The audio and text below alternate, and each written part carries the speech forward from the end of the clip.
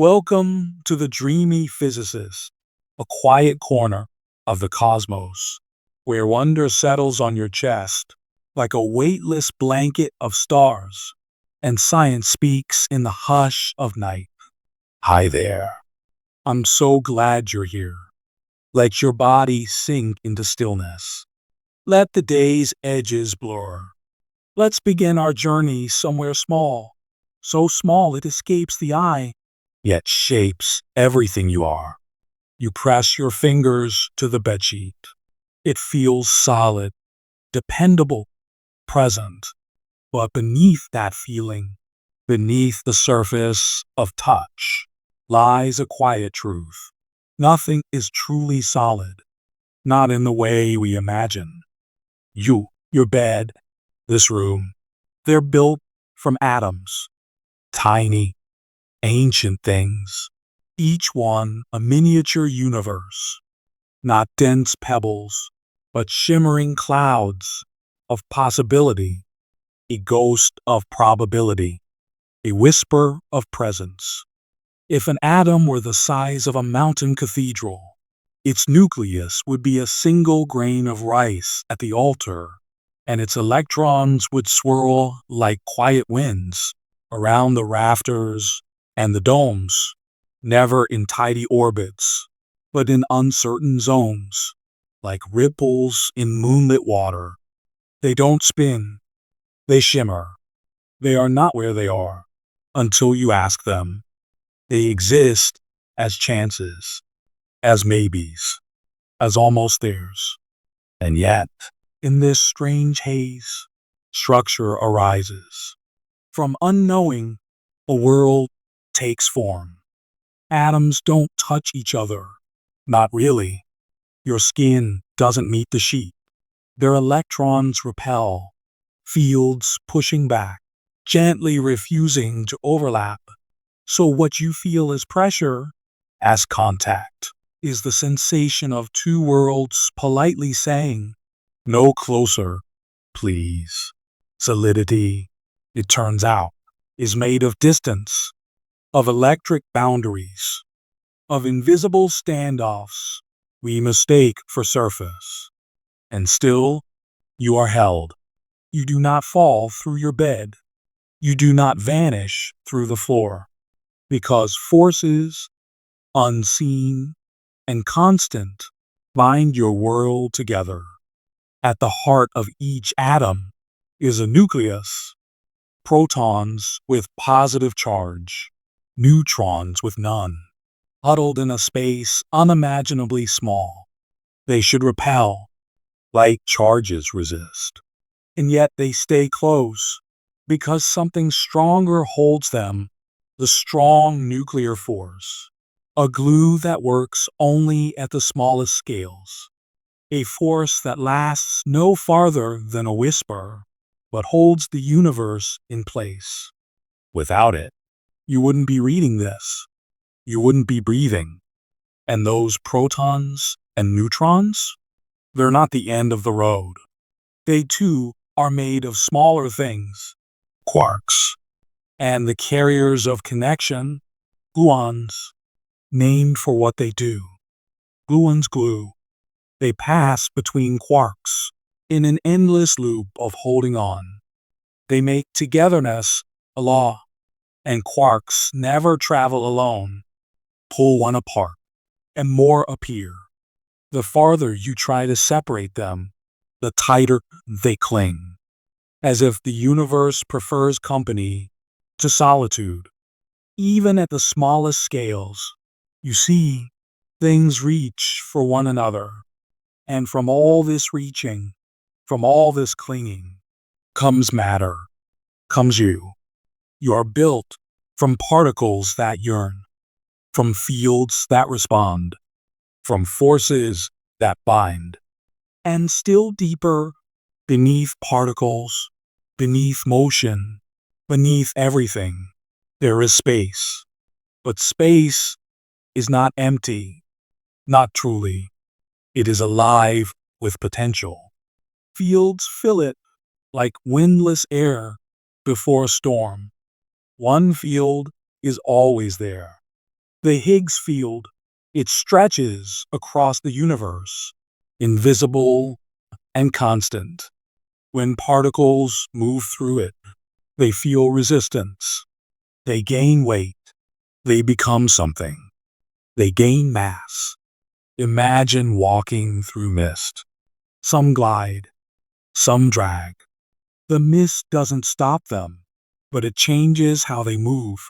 This is what gives matter its substance, not the particles themselves, but the way they swim through silent seas. So what is matter?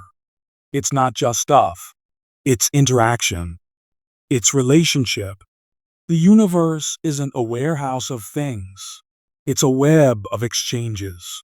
One atom hums next to another. One field brushes against a force.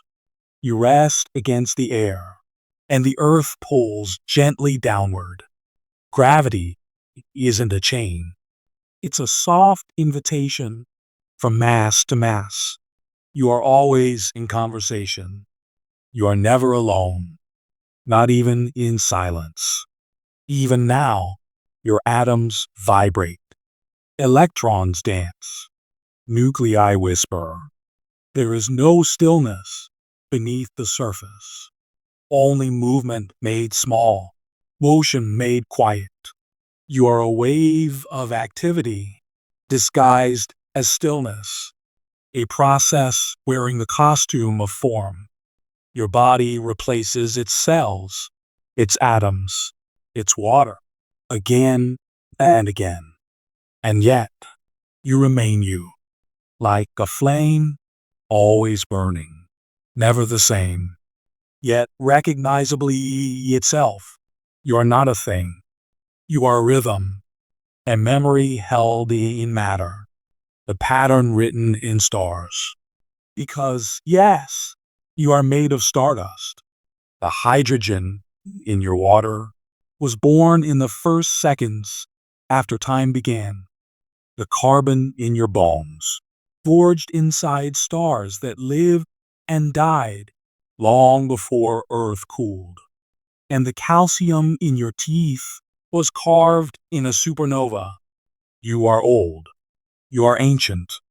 You are history wrapped in skin. And yet, you are new each moment. A breath in, a cell born, an atom shared. The air you exhale may one day enter the lungs of a child yet unborn, or a tree on the other side of the world. You are not only matter, you are matter becoming. And matter is not only stuff, it is story. A story still unfolding. And if the atom is mostly space, and that space is filled with fields, then what truly holds us together? What lies in the silence between particles? What breathes life into the emptiness? That is where we go next, into the void that is not void, the space that gives rise to substance, the quiet that hums with hidden fullness. Because maybe the most important parts of the universe are not the things we can see, but the fields that sing between them. There is a silence, not outside you, but within all things, a hush beneath the hum of light, a stillness curled inside every atom, waiting, listening, holding, nothing.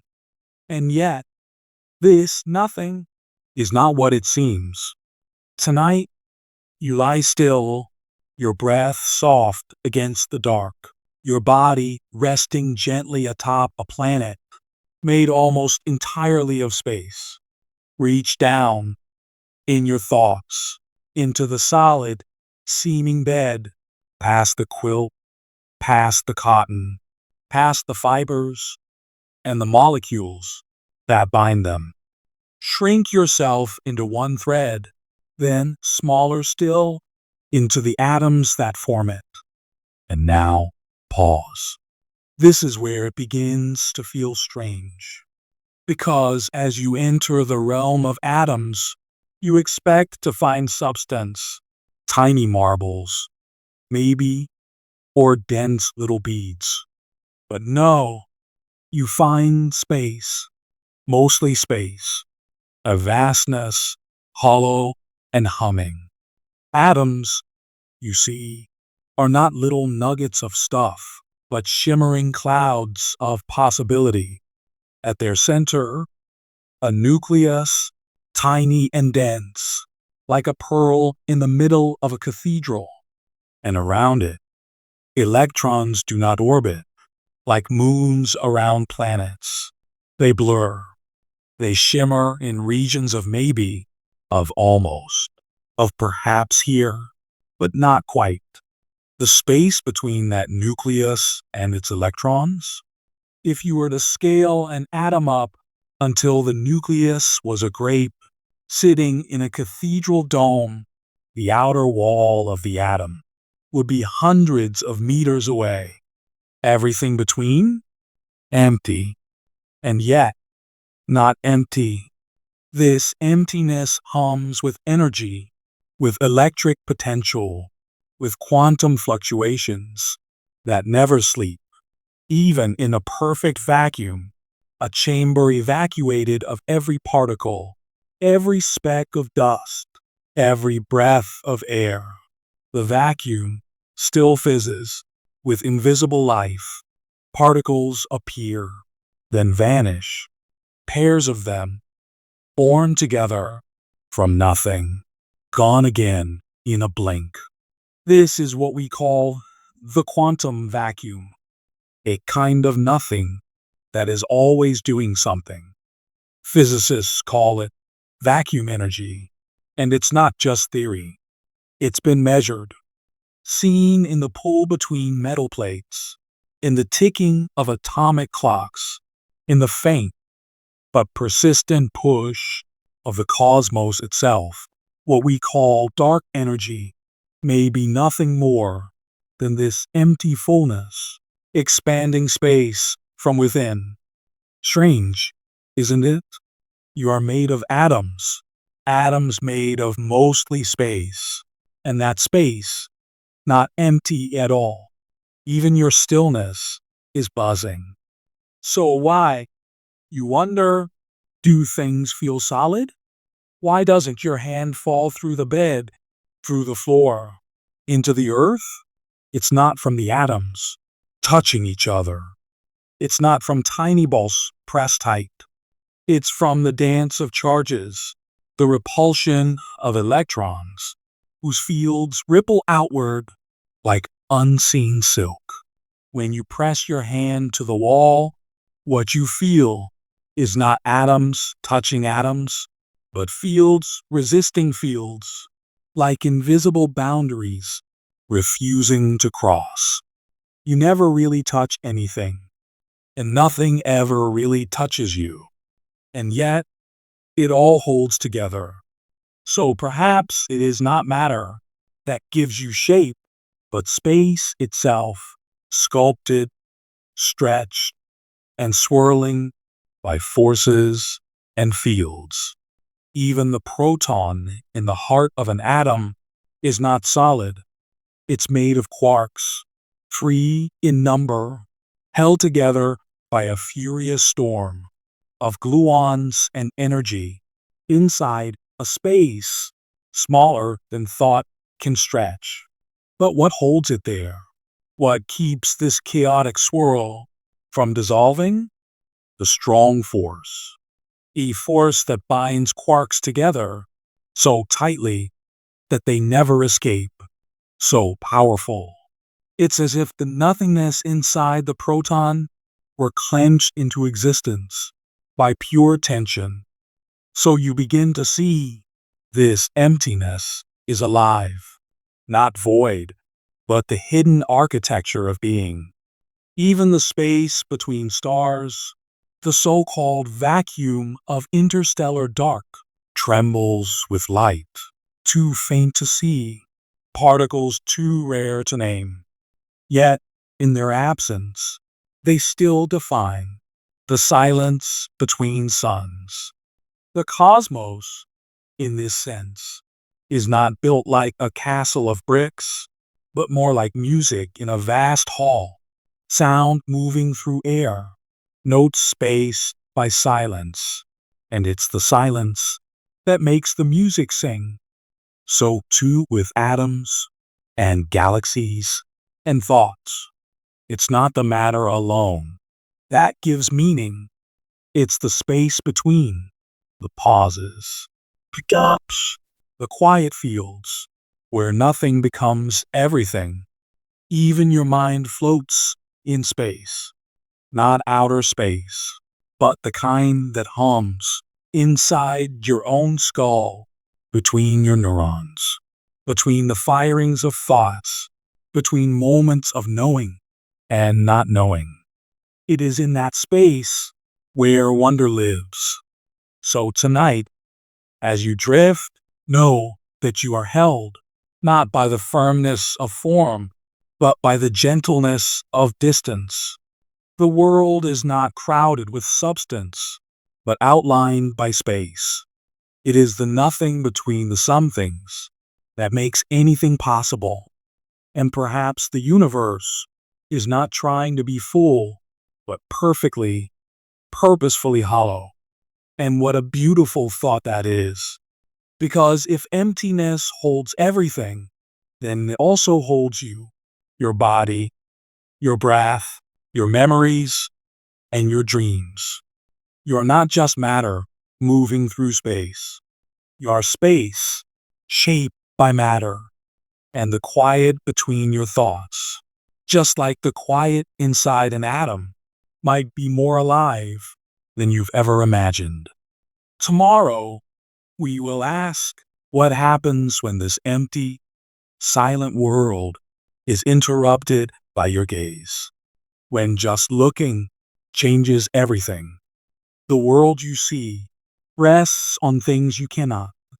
The chair beneath you, the light in your room, the warmth in your chest, all are built from restless dancers you will never touch. Electrons, tiny beyond sight, they are everywhere, not as particles you could hold in your hand, but as waves, as trembles, as probability smeared across space. And they never stop moving.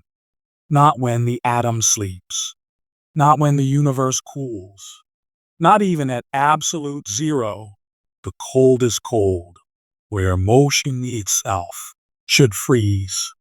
Electrons refuse stillness. They hum with energy, with momentum, with a flickering that cannot and will not be pinned down. Tonight, you follow one. Close your eyes and shrink into the depths of a copper wire, into the weave of a molecule, into a single atom resting in the metal. You find the nucleus, tight, hidden at the center, and around it, a haze, a shimmering mist where an electron should be. You reach for it. You try to point, to say, there, that's where it is. But it shifts. The closer you come, the more it retreats into uncertainty. Because electrons are not pebbles. They are not dots on a path. They are possibilities, described not by lines, but by likelihoods. The more you try to know where one is, the less you know how fast it moves. And the more you know its motion, the less you know where it is. This is not confusion. It is the rule, the heart of quantum motion. Heisenberg's uncertainty, not just a limitation of tools, but of nature itself. You are not watching a thing that moves. You are watching a movement that sometimes acts like a thing.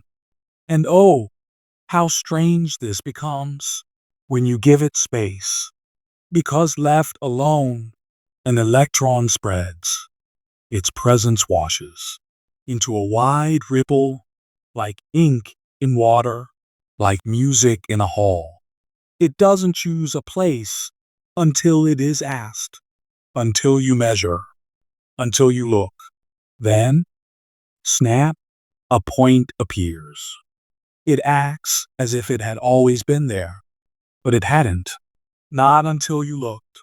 This is not metaphor. It is experiment. In laboratories quiet with lasers and vacuum, scientists let electrons fly through tiny slits carved in metal. They ask, if you shoot one particle at a time, what will you see? And what you see is magic. The electron passes through both slits at once. It interferes with itself.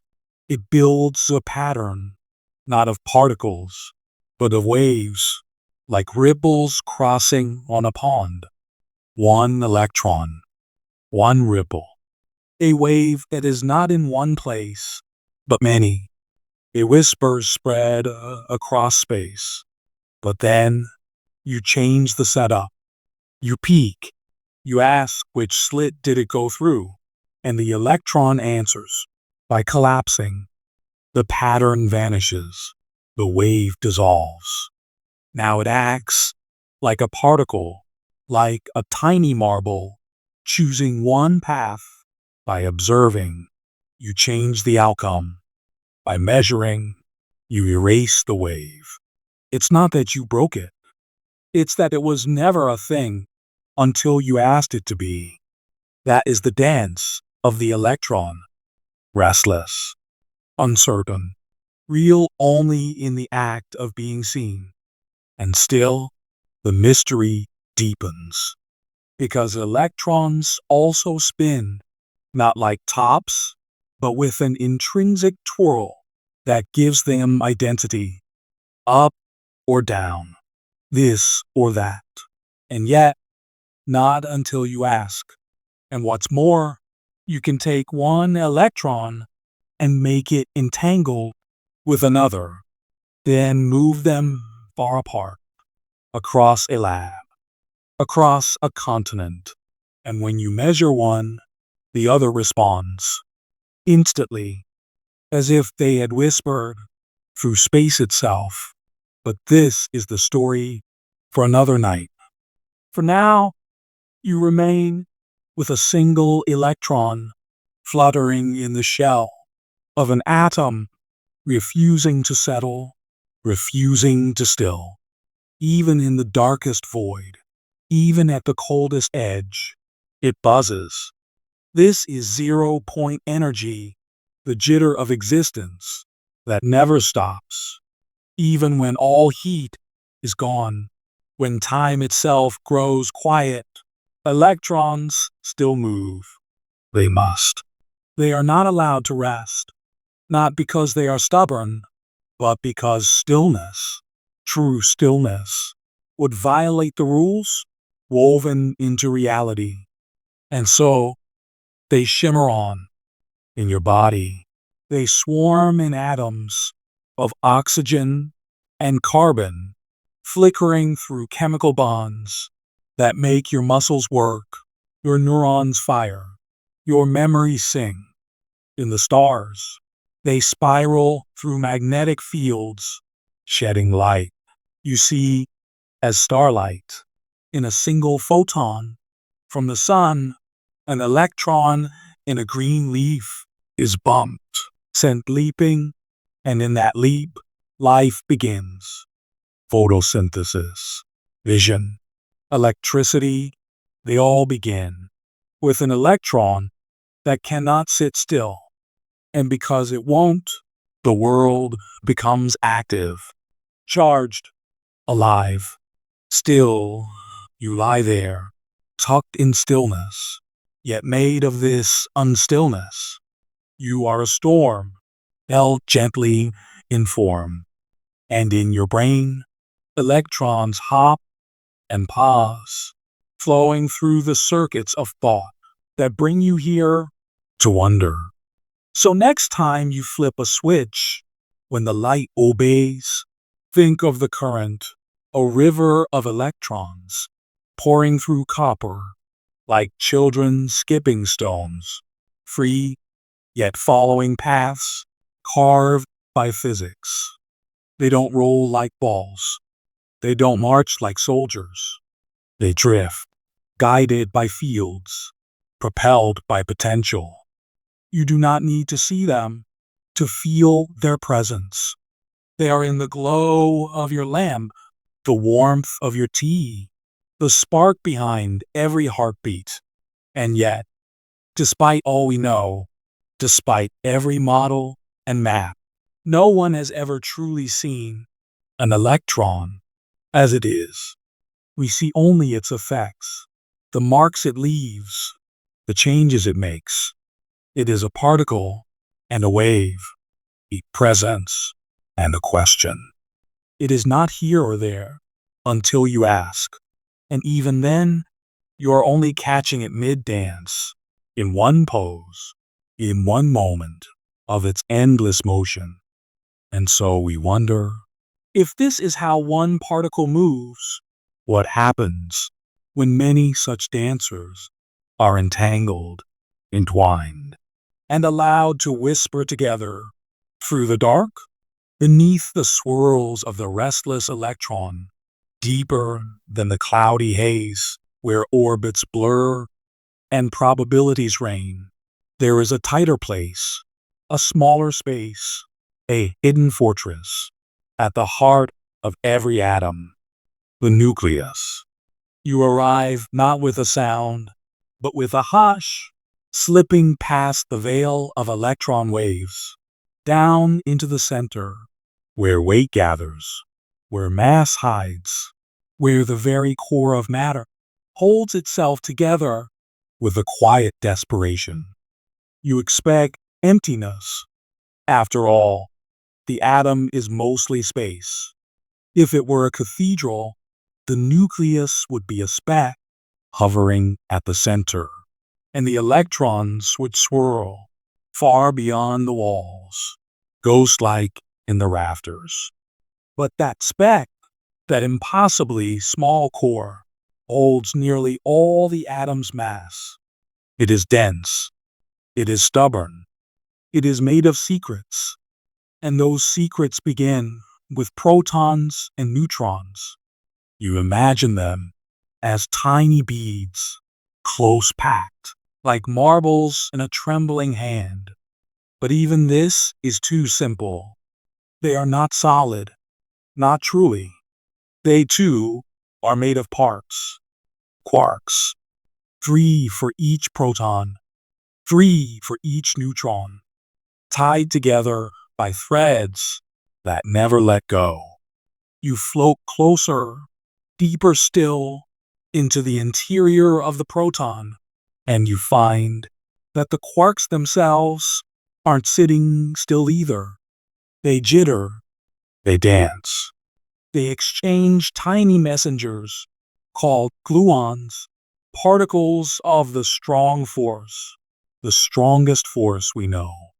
And strong it must be, because the protons all carry the same electric charge, positive, and like charges repel. They should fly apart, burst the nucleus wide open. But they don't, because the strong force is stronger than their push. It acts at short range, so close you could barely call it distance. And within that closeness, it binds. It binds protons to protons, protons to neutrons, neutrons to neutrons. This is nuclear glue, not a metaphor, but a field, a true force, holding the very center of matter together.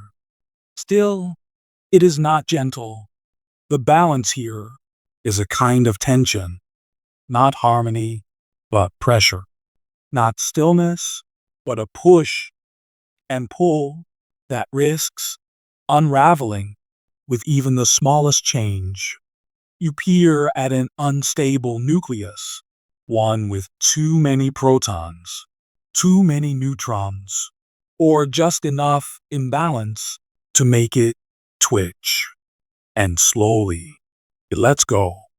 It emits a particle, an alpha, a beta, a gamma flash.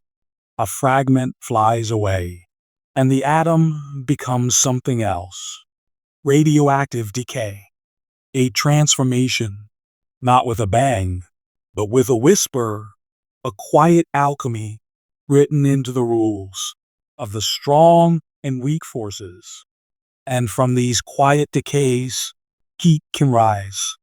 In the heart of Earth, radioactive elements whisper warmth that fuels volcanoes, drives continents, melts stone. In distant stars, the opposite happens. Not decay, but fusion, where pressure is high and temperatures unthinkable. Nuclei are pressed so tightly that they merge.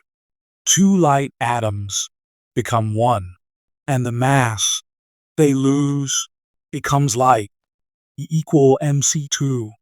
Einstein's gift, revealing that mass itself is just a form of energy, and when you free it, even a little, the universe glows. That glow is sunlight. The warmth on your skin on a morning walk.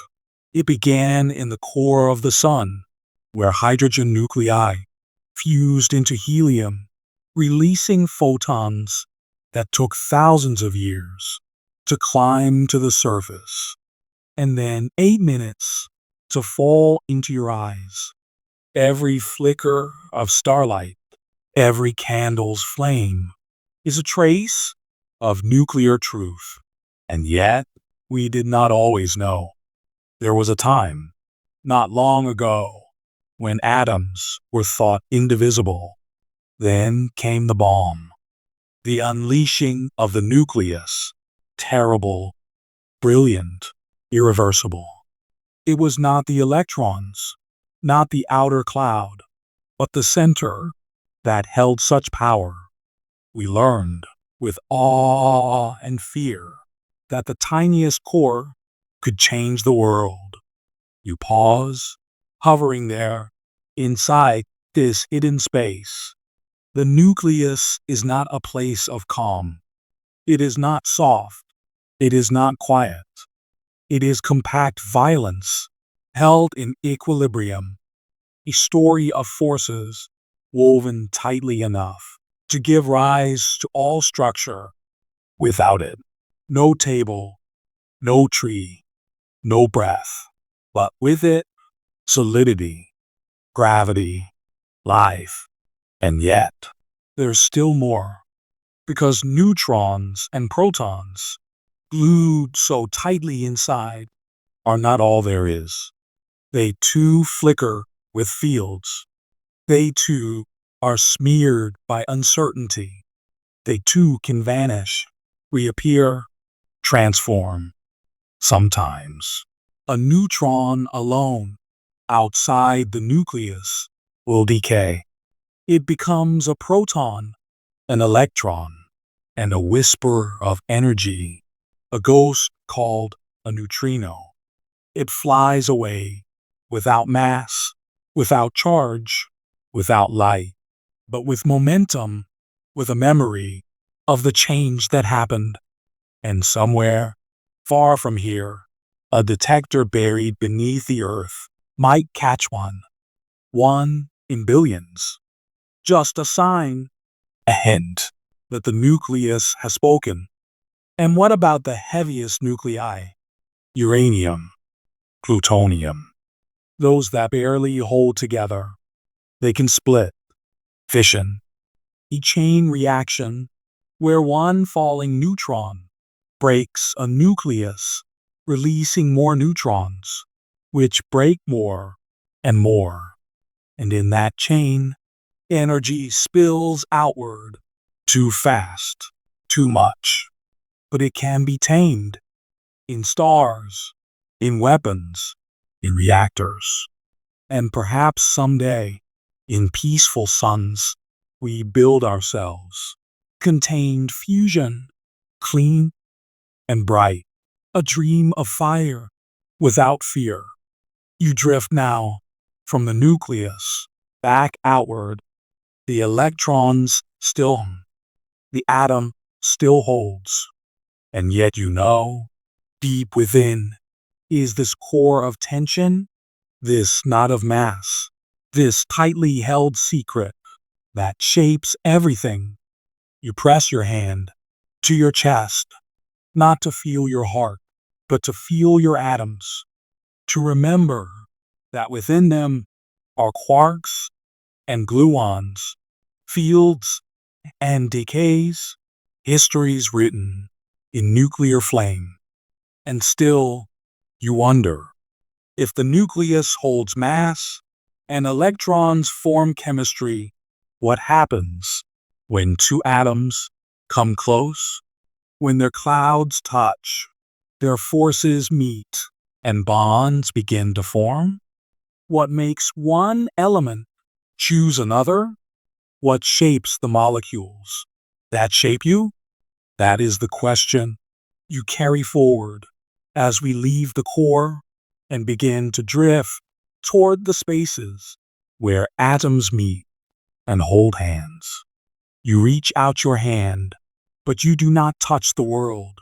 Not really.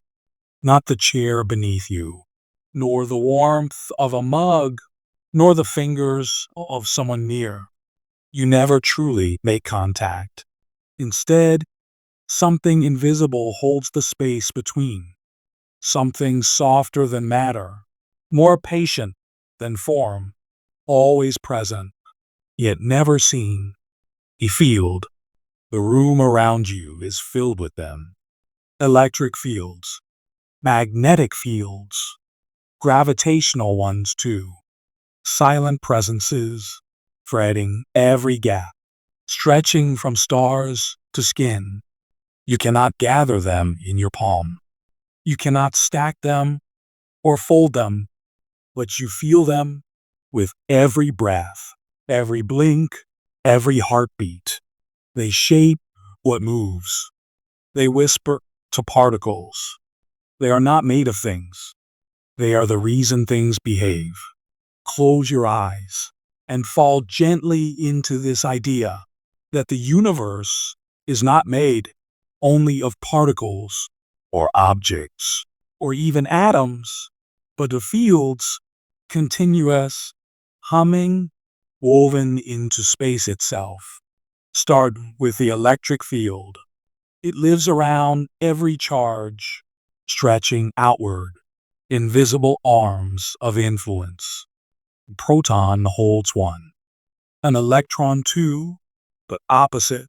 They attract, not because they want to, but because the field pulls. When you feel a shock, a jolt of static on a cold day, what you feel is the field leaping, a sudden rearrangement of invisible lines, trying to settle back into balance. Next comes the magnetic field, not separate, but a sibling to the electric. They dance together. Whenever a charge moves, it creates a magnetic ripple. Whenever a field changes, it stirs the other into motion.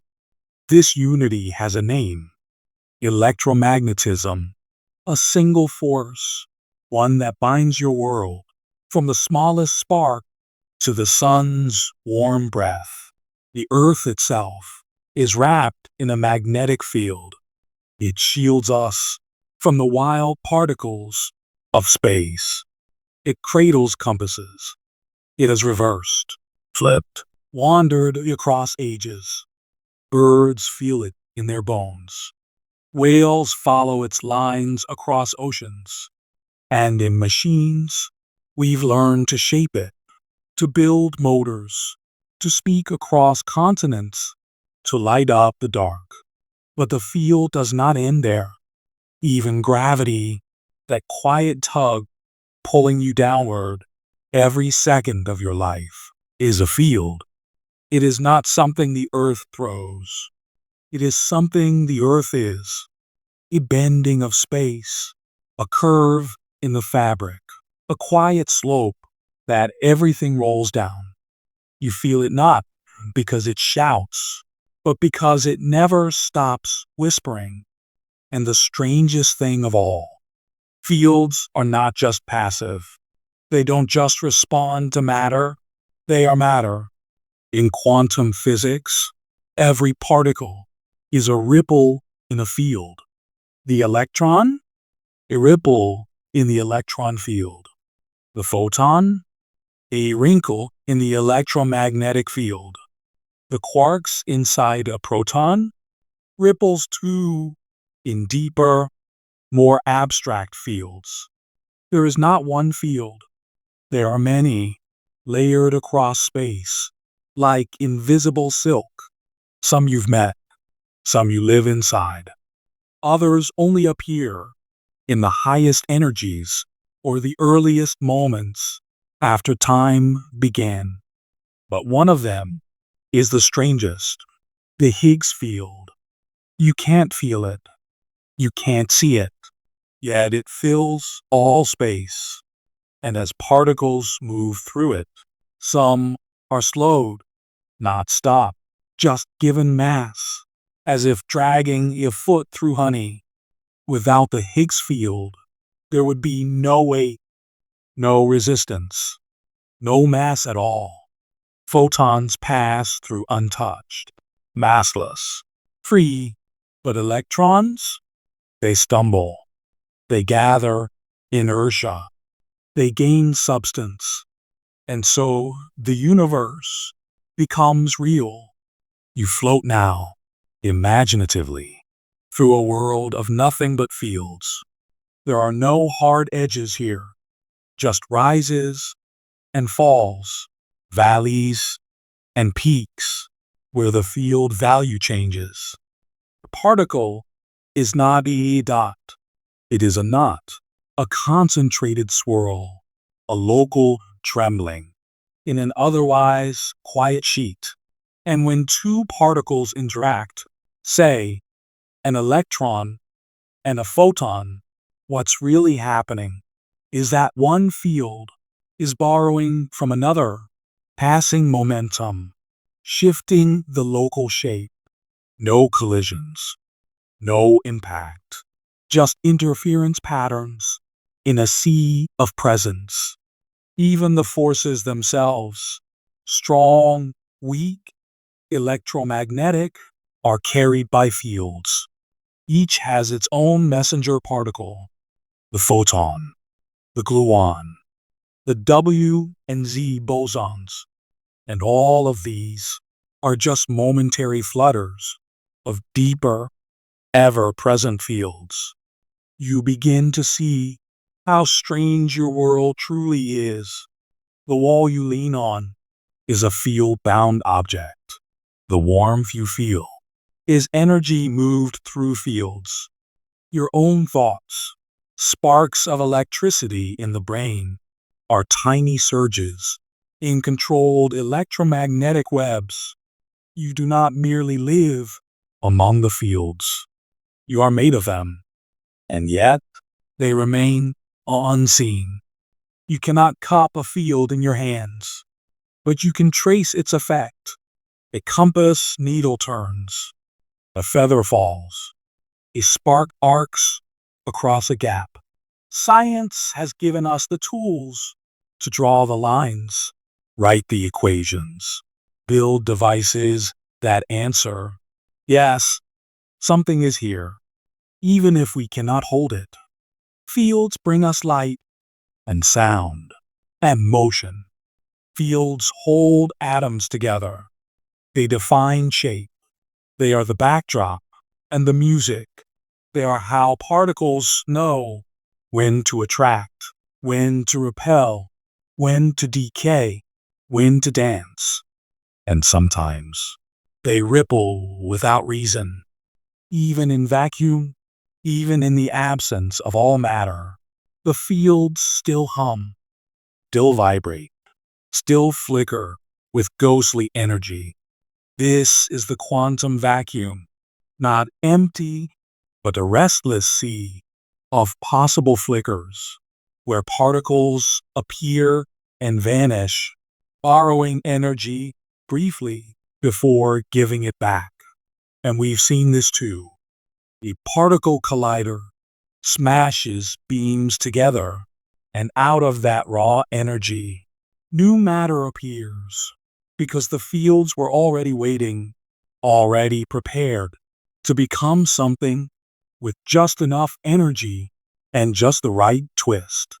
In the silence of space, in the nothing between stars, there is no true nothing, just fields, always there, always ready to become.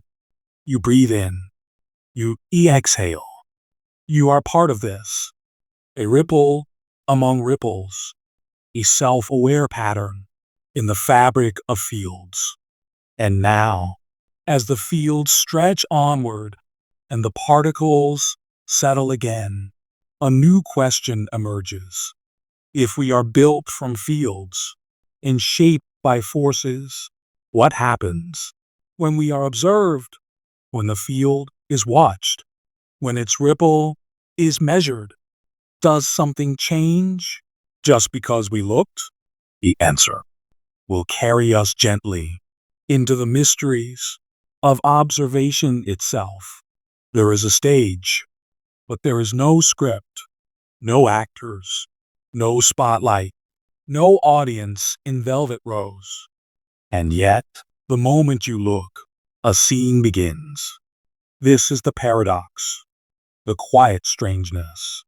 At the heart of quantum reality lies a curtain, thin, invisible, drawn between the potential and the actual, a quantum curtain. And behind it, the world does not behave as you think it should. Particles do not sit in one place. They drift, they blur, they wait in many possible places, all at once, until the moment you choose to look. Single electron is not a speck, but a cloud of maybes, a scattered possibility floating through space. It does not commit until it is seen. This is not poetry. This is quantum physics. And the curtain? That thin veil of measurement, it changes everything. You sit still for a moment, breathing quietly, and imagine a particle approaches a wall with two slits in it. It has a choice, left or right. You expect it to pick one, to go through one slit or the other, to behave like a small, obedient object. But it doesn't. It behaves like a wave, spreading out, interfering with itself, as if it passed through both slits at the same time. A pattern forms on the screen behind the wall, not two bands, but many, like ripples colliding in a pond. Only, here's the twist. If you place a detector to find out which slit it chooses, the pattern vanishes. Now it behaves like a particle. The act of watching collapses the wave, as if the particle says, "Oh, someone's looking. Let me decide." It is not the eye that changes it, but the information, the knowledge, the measurement. Reality, at the smallest scale, is not simply observed. It is shaped by the observation. You are not watching the universe. You are helping to build it by looking. And this is what lies behind the curtain. Probability, superposition, 1,000 stories that could unfold, but only one does, until it is measured. An electron is many things, here and there, spinning up and spinning down, energy and not energy, a smeared possibility. This state is called superposition, where particles hold multiple truths. But the moment you peek, the curtain falls, and one version steps forward. This is not just a trick. It is not just about photons or electrons. This idea reaches into everything. Atoms in your body once existed as waves of potential before becoming part of you. Photons from distant stars travel billions of years as smeared probabilities until they touch your telescope and decide, finally, that they were particles all along. But what causes the collapse? Why does the act of measuring choose a single reality? Physicists have wondered for decades. Is it the device, the environment, the observer's mind? No one agrees. Some believe the universe splits, that all outcomes still happen, each in a different world, unseen by the others. This is the many worlds interpretation, where every measurement fractures reality into branches. Others think the wave collapses when the system interacts with something larger, a process called decoherence, where entanglement with the environment destroys the delicate superposition. Still others wonder if the conscious mind itself plays a role, that something about awareness brings the quantum world into sharp focus. These are not answers. They are curtains behind curtains. Mystery inside mystery. But one thing is clear. The universe is not indifferent to being watched. It is not a static thing, just waiting to be measured. It behaves differently when it is touched, even by thought, even by potential. This was never truer than in the famous experiment with a cat. Not a real one, but a thought experiment. Schrodinger's cat. A cat is placed in a box, along with a radioactive atom and a mechanism that releases poison if the atom decays. Until the box is opened, the atom is both decayed and not, which means, in quantum logic, the cat is both alive and not. A ridiculous idea, but not wrong. It shows how strange it becomes when quantum rules try to mix with the everyday world. Where does the line end? When does the maybe become the is? Does the universe require an observer to truly exist? Or does it watch itself everywhere, all the time? These questions linger, gently, without urgency, like ripples on a still pond. You sit with them, not to solve them, but to feel how deep they go. Behind the curtain, the world is full of trembling, uncertainty, possibility, ghost path, and unresolved decisions. You do not live apart from this. You are part of it. Every time you notice a thing, you shape it. Every time you ask a question, you move a ripple. Every time you measure, you participate in deciding the form that nature will take. The curtain is not far away. It is everywhere. In the electron that may go left or right. In the photon that may be wave or dot. In the neuron that fires because you wondered. The quantum curtain is the veil between potential and choice, and you are always brushing against it. So as you lie back now and feel the stillness, know that even in the quiet, reality is shifting, uncertain, softly deciding what it will be each time you notice. And just beyond the veil, another idea is forming.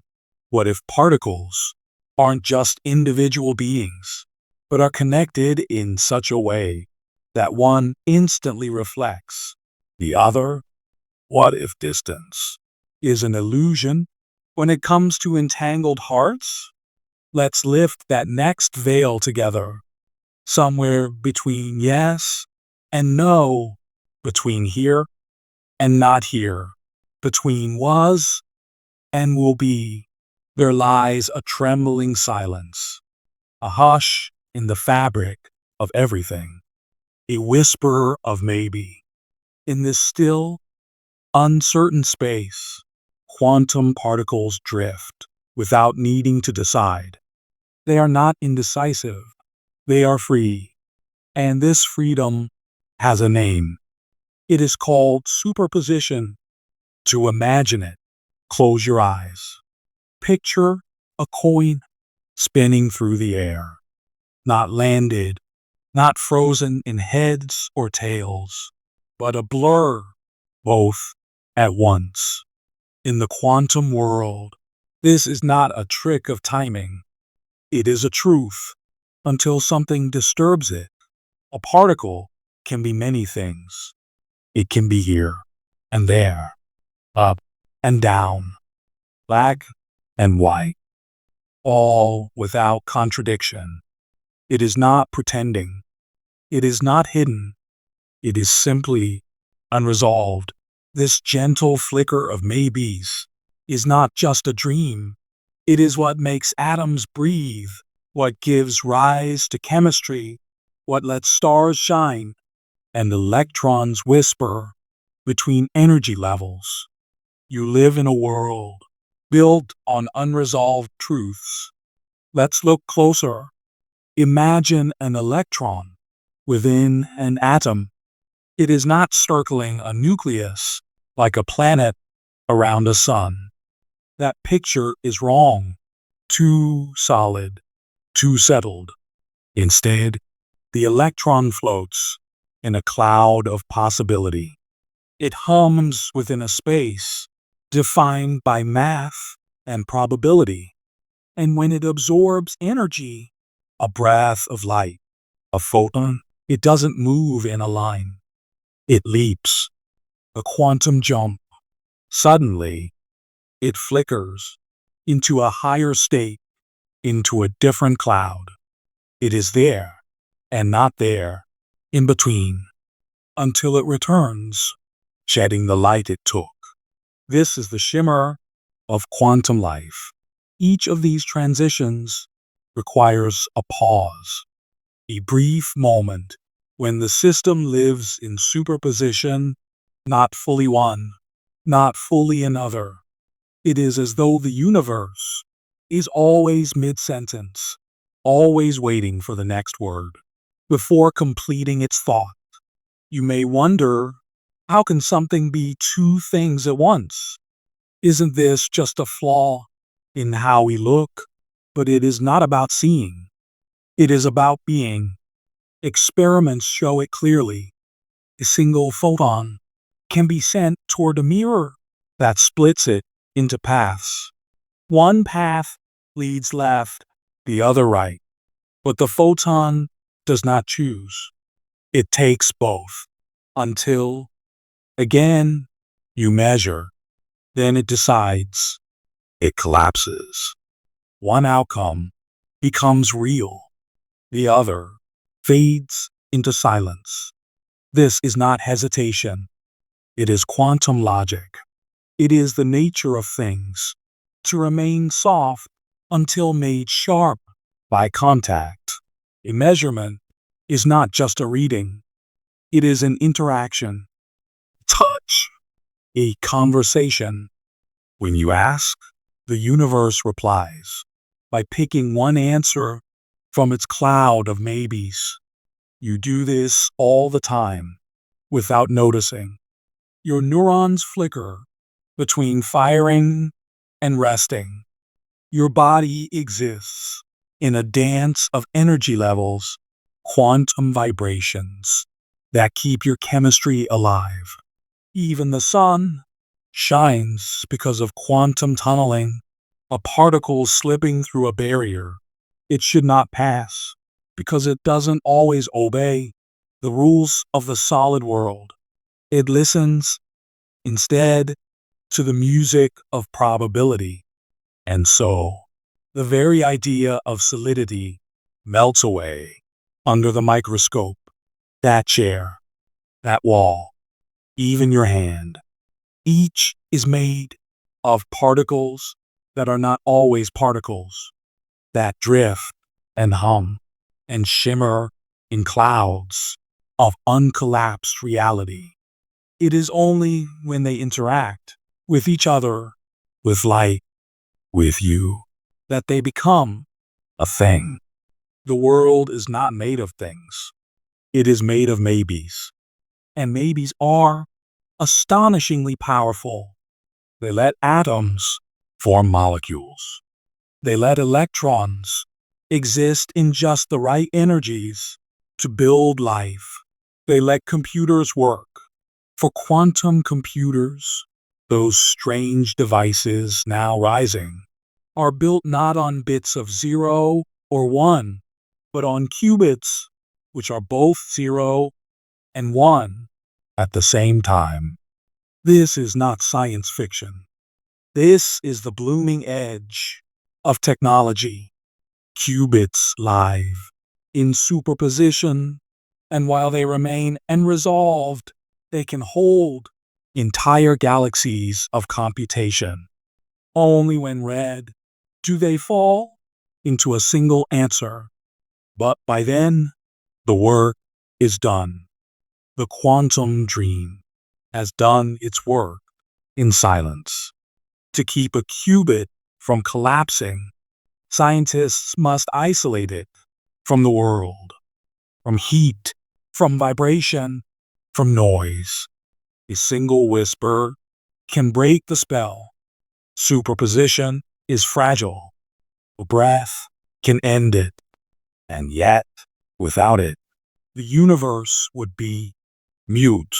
Even now, as you lie still, as you breathe in darkness, your body is alive with the gentle tension of particles in between. Electrons wait to jump. Photons wait to be absorbed. Your very thoughts are shaped by maybes flickering through your neurons. You are not built from fixed states. You are woven from possibilities. And in that space, in that shimmer, lies the mystery. How long does superposition last? Can a large object, a table, a cat, a person, ever be in such a state? Or does the world draw a line between the small and the large, the quantum and the classical? No one knows. But this is what Schrodinger's cat was really about.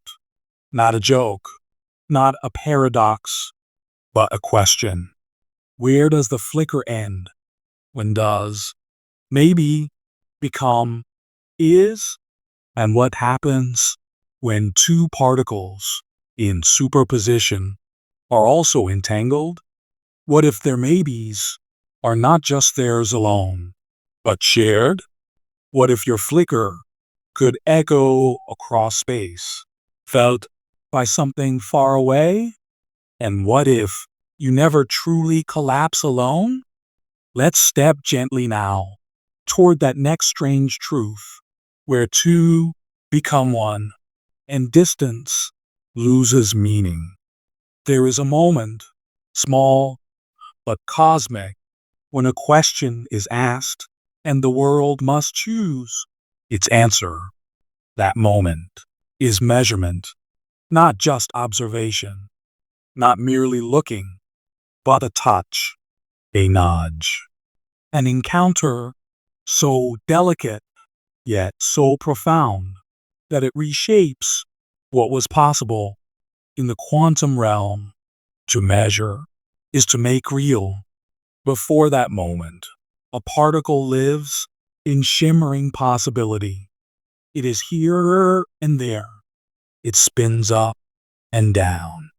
It hums in many voices, all at once. This is superposition, a soft chorus of maybes. But when you measure, when you ask the universe what something is, The chorus stills. The wave function collapses.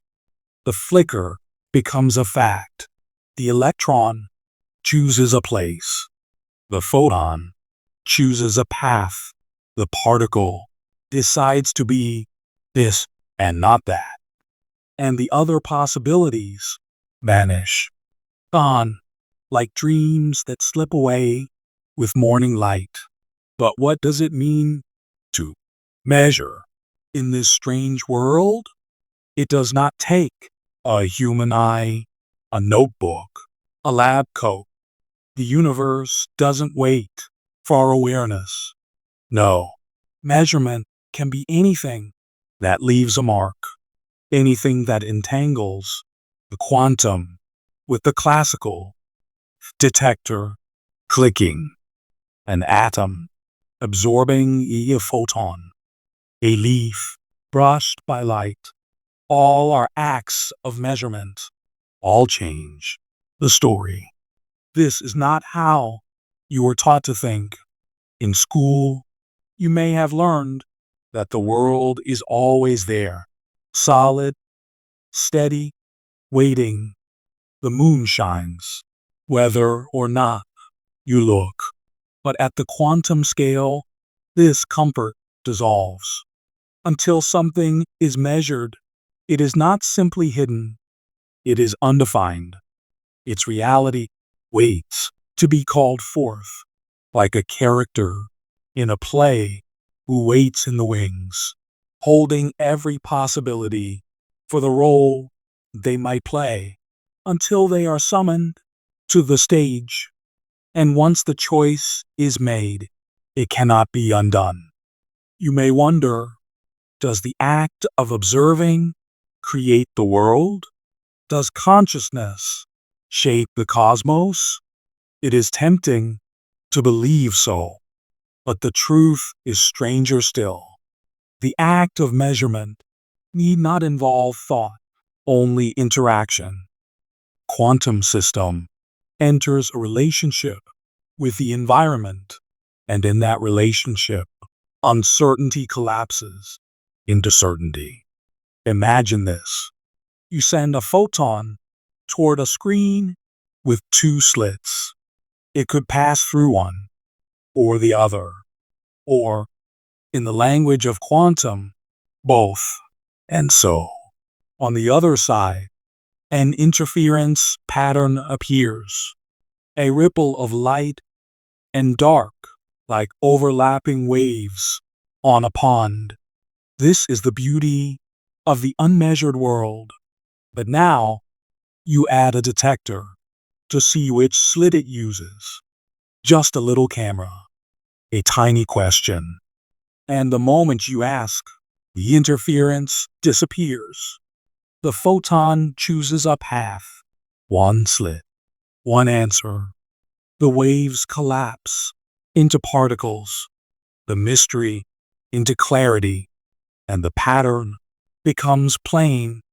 The very act of measurement changes the outcome, not because of equipment, not because of disturbance, but because the question was asked. In quantum mechanics, asking changes being. This leads us to a deeper tension. If measurement changes reality, what happens when something else is watching? What if an atom measures another atom? What if a dust grain counts the passing light? At what point does the quantum become the classical? When does the world settle into facts? Physicists call this the measurement problem, and no one truly knows where the line is drawn. It may not be a sharp line at all. Perhaps it is a slow fading, a bleeding of quantum uncertainty into classical certainty as systems grow larger, more entangled with the world around them. A process called decoherence, not a collapse, but a loss of quantum memory, as if the system forgets how to be a maybe. Yet here's the paradox. Even when the measurement has made its mark, the outcome is not always local. Sometimes, the act of measuring one particle can change another, even if it lies across the galaxy. Because in the quantum world, some particles are entangled. Their states are woven together so tightly, so subtly, that touching one changes the other, even if no signal passes between, even if light could not reach in time. This is not science fiction. It is quantum fact. And it suggests a deeper strangeness. That measurement is not an isolated event. It is a weaving, a stitching together of threads across the cosmos. When you look at a single atom, you change more than just that atom. You shape a larger story. So where does that leave you? It who measure the world every day without knowing. When your eyes gather photons from a star, you change that star's past ever so slightly. When your skin feels the sun, you collapse billions of probabilities into warmth. Your body is a theater of measurements. Every nerve impulse, every breath, every flicker of thought is shaped by interactions so tiny, so fleeting, yet so precise. And without them, there is no reality. You are not outside the play. You are inside the quantum curtain, part of its choreography. Every step you take, every question you ask, writes one branch of the universe, while others fall away. You are a sculptor of outcomes, not because you decide, but because you touch.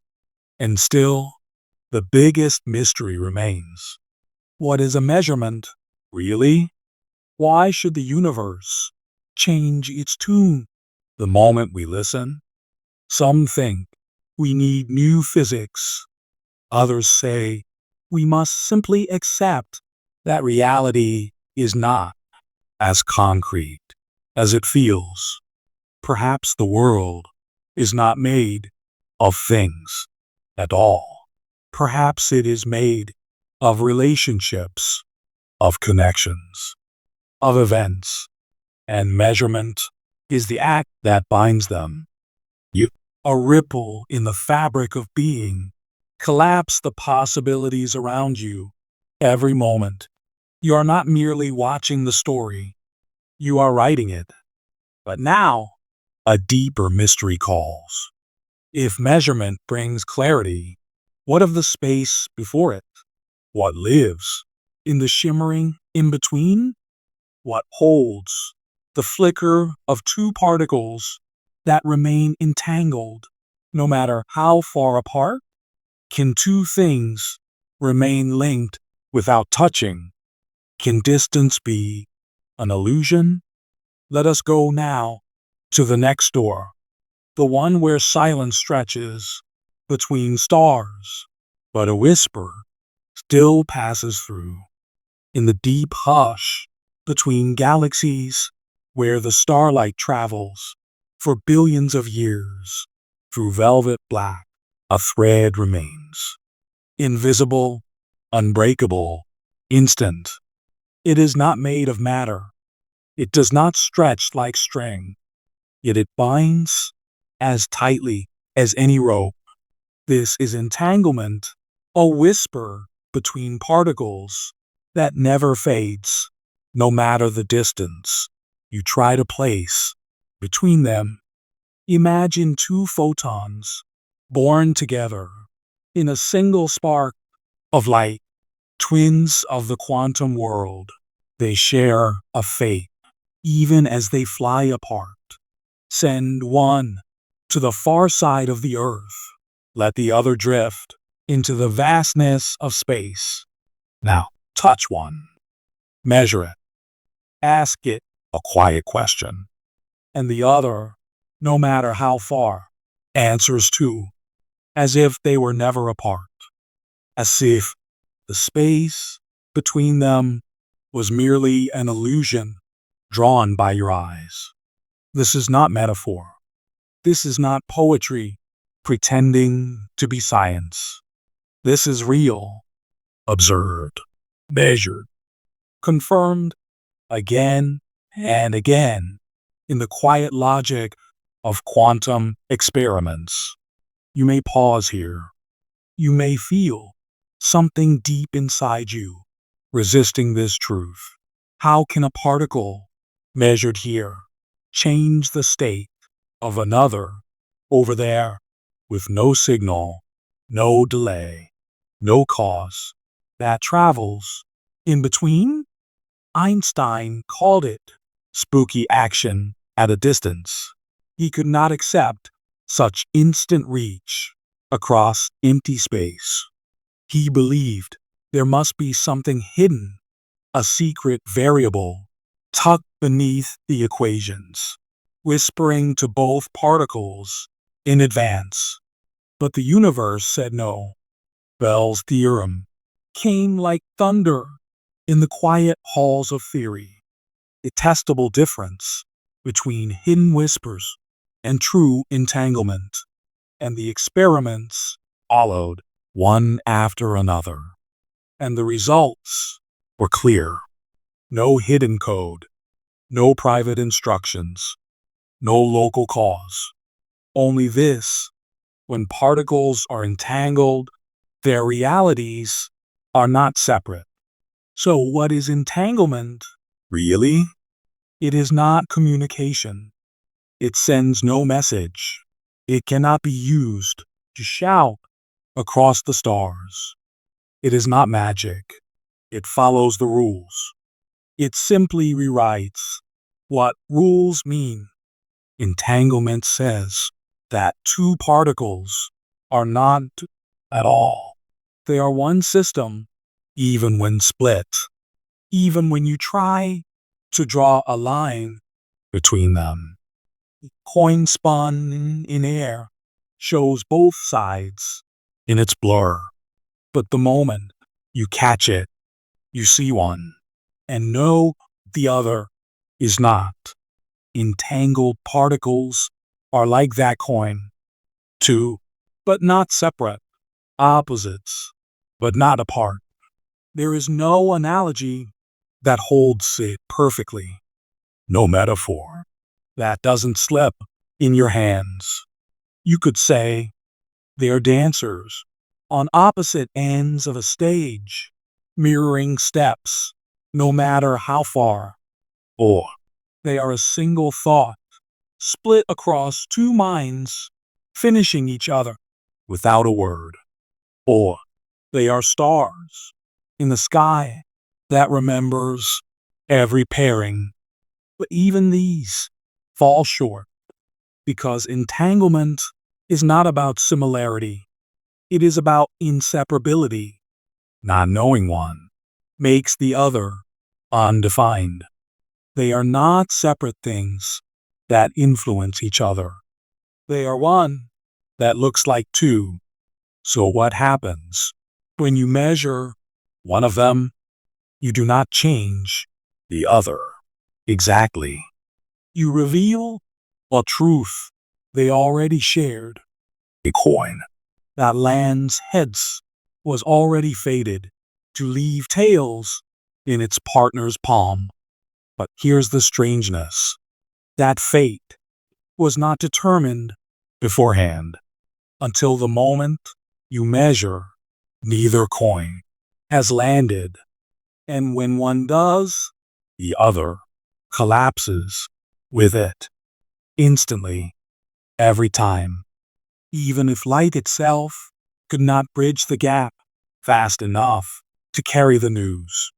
It happens as if time did not apply, as if space did not exist between them.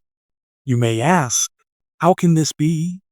How can reality be stitched from pieces so far flung, and yet so bound? And the answer is the quiet breath beneath the theory. Space is not what you think. Distance is not a barrier. It is a pattern, a relationship, a texture.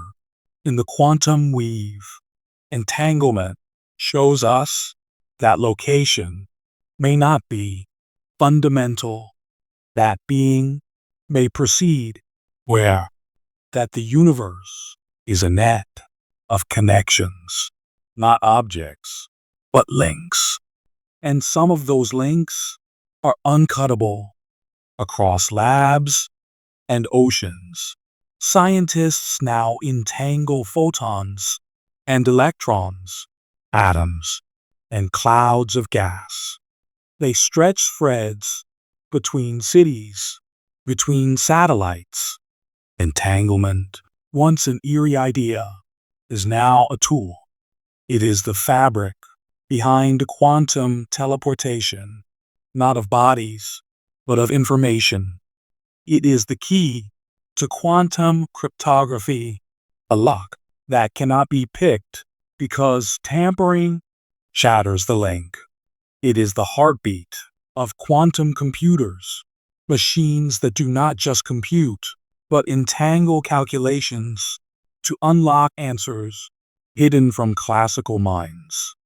We are only beginning to touch its edges, and still, the mystery is not gone.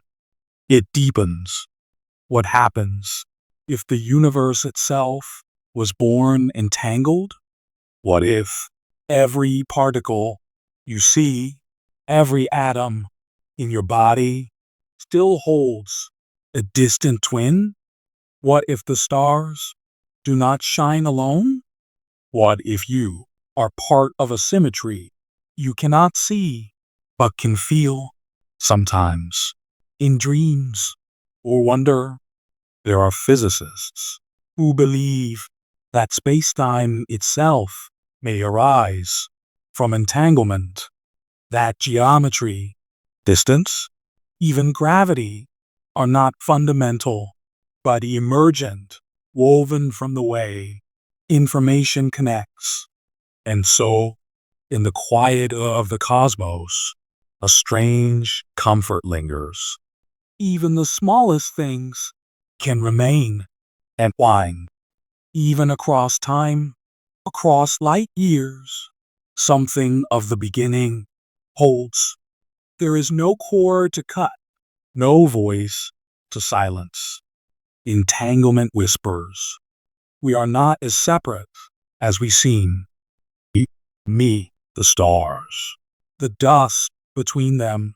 We are joined by patterns older than distance. And perhaps in the deep future or the far past, we were all one wave, split only to dance. But what happens when this dance is disturbed? When we try to peek too closely? When we ask the system to give us both the path and the pattern? Let us step now into that paradox, the famous slit, the light that acts like wave and particle, but never both at once. It is time to peer into the double slit mystery and what it tells us about the heart of being. There is a hush before every choice, a stillness that lives between possibilities. Not yes, not no, not yet, only maybe. In the quantum world, this pause is not a lack. It is the very fabric. It is how the universe breathes. Everything that might happen lives there, swirling quietly in the fog of probability.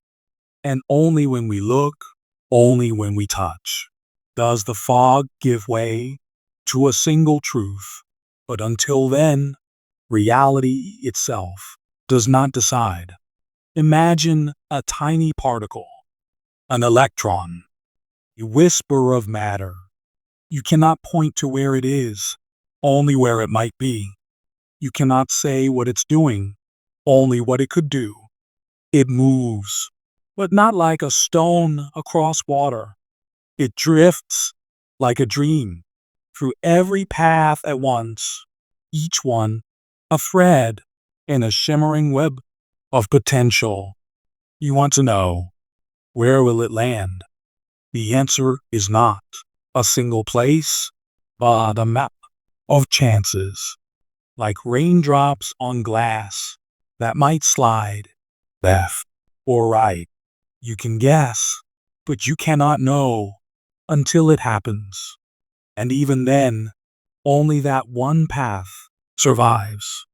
The others vanish as though they were never real, but they were. They shaped the outcome. They danced with it, even if you never saw them. Probability in the quantum realm is not just ignorance, it is law.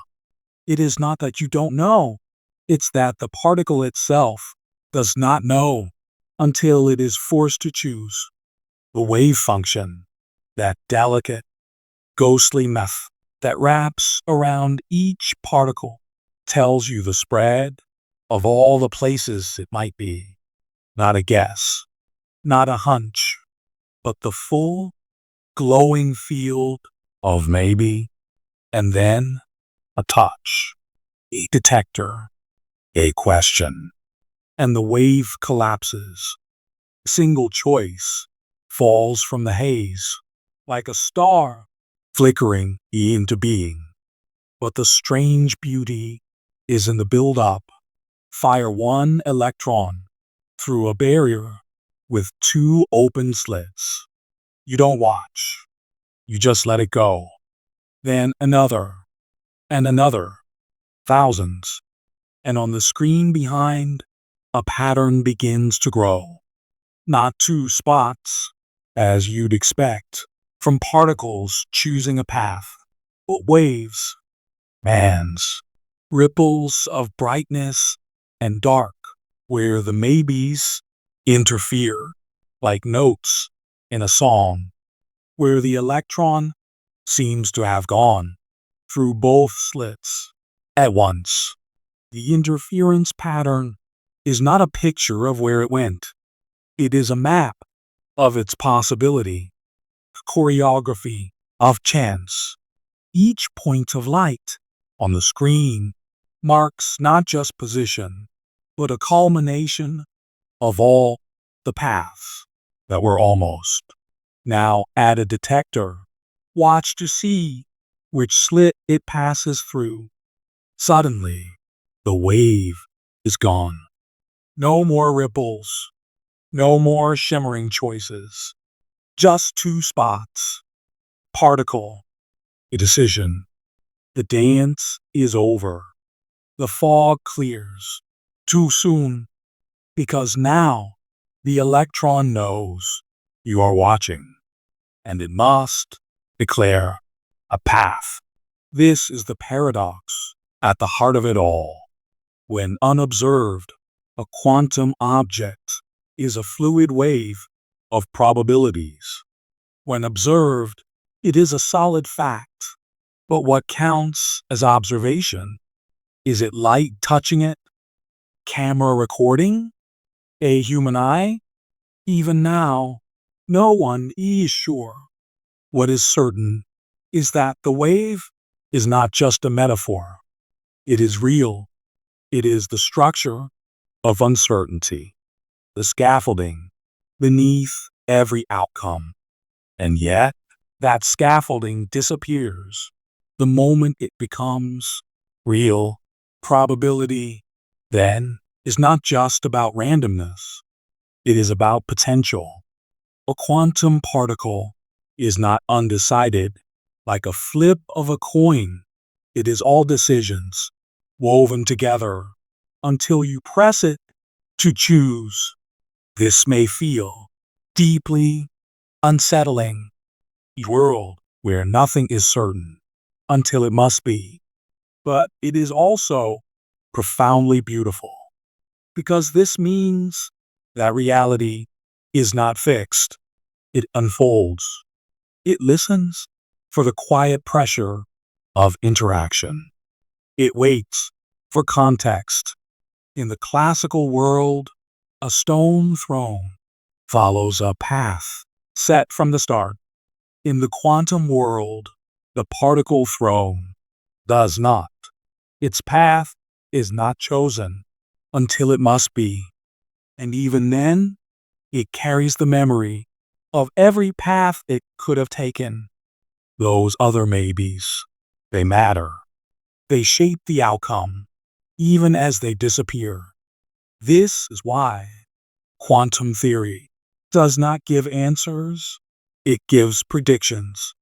It does not tell you what will happen, but what might and how likely. It is the physics of maybe, the poetry of not yet. Somewhere within that fog, possibility becomes probability, and probability, when touched, becomes fact. But no one knows where that moment lies. It is not a line, it is a fade. Does the particle decide, or the detector, or the mind that asks? We do not know, but we do know that the world before measurement is different from the world after. And this is the key to all of quantum mechanics, that there is a curtain woven of probabilities that hangs between what might be and what is. And every time we reach through, we do not just learn, we create probability dances, not because it is lost, but because it is free. And in that freedom, a strange new kind of logic emerges. Not if A then B, but A and B, and all the rest, until you ask. This logic defies your instincts. It moves like mist, not brick, and yet it builds lasers. It explains stars. It underpins the chemistry of life itself. It is not vague, it is precise. It is not broken, it is simply deeper than the gears and levers of the old world. The next time you flip a coin, or choose a road, or wonder how things might have gone, remember the quantum field beneath your world. Remember that uncertainty is not a flaw, it is a form, a rhythm, breath before becoming. And when we dive deeper still, we will find that this breath, this dance of maybe, is not alone. That particles, entangled by past touch, share their probabilities, shaping one another across impossible distances. And in that entanglement, we begin to see how one particle's maybe becomes another's truth, how measurement doesn't just change, it connects. Let's walk now toward the mystery of that strange connection where threads of probability are woven into bonds that space cannot break. There is a soft fog that lives at the edges of knowing, not a mistake, not a failure, but a law, a rule so delicate it whispers rather than shouts, a truth etched not in certainty, but in the spaces between precision.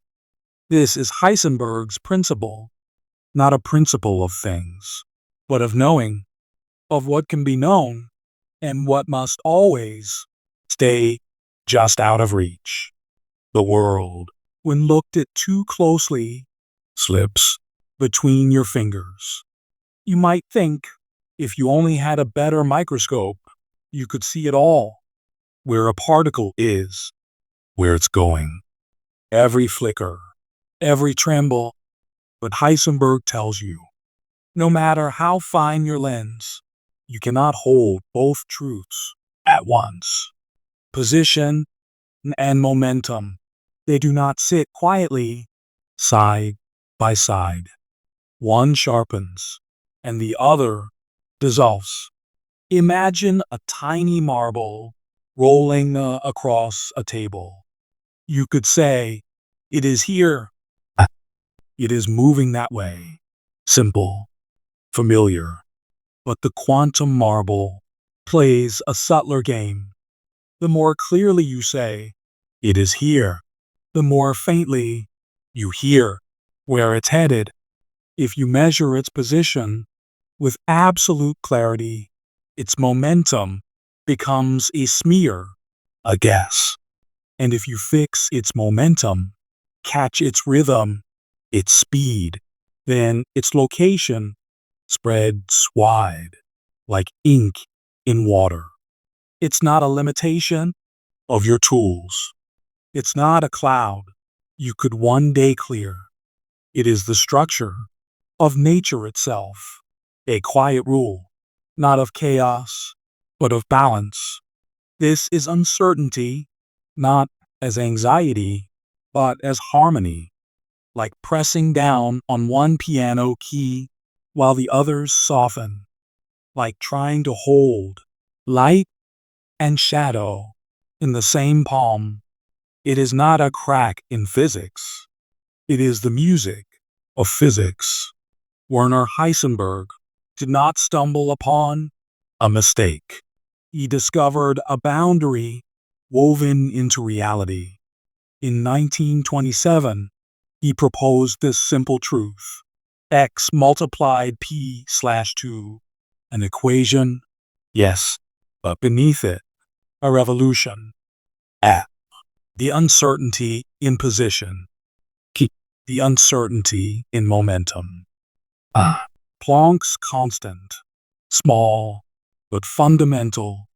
The product of your uncertainties can never be smaller than this whisper of a quantum. And so, you cannot pin down the quantum world with perfect hands. You can press one truth into sharpness, but only by letting the other go soft. Try to trap a particle's path, and you blur where it stands. Fix its place, and the road ahead turns to fog.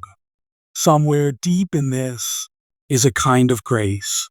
The universe resists your urge to define it completely. It allows only what you can hold without crushing the other truths. It asks you to choose, to listen gently. Even light, so swift, so radiant, cannot escape this law. A photon's place, and its frequency, its direction, and its time. Each pair dances with uncertainty. To know one is to loosen your grip on the other. Heisenberg's principle is not about what is real, but about what can be revealed. It does not say the particle lacks a position or a momentum. It says that the moment you seek one clearly, the other becomes unknowable.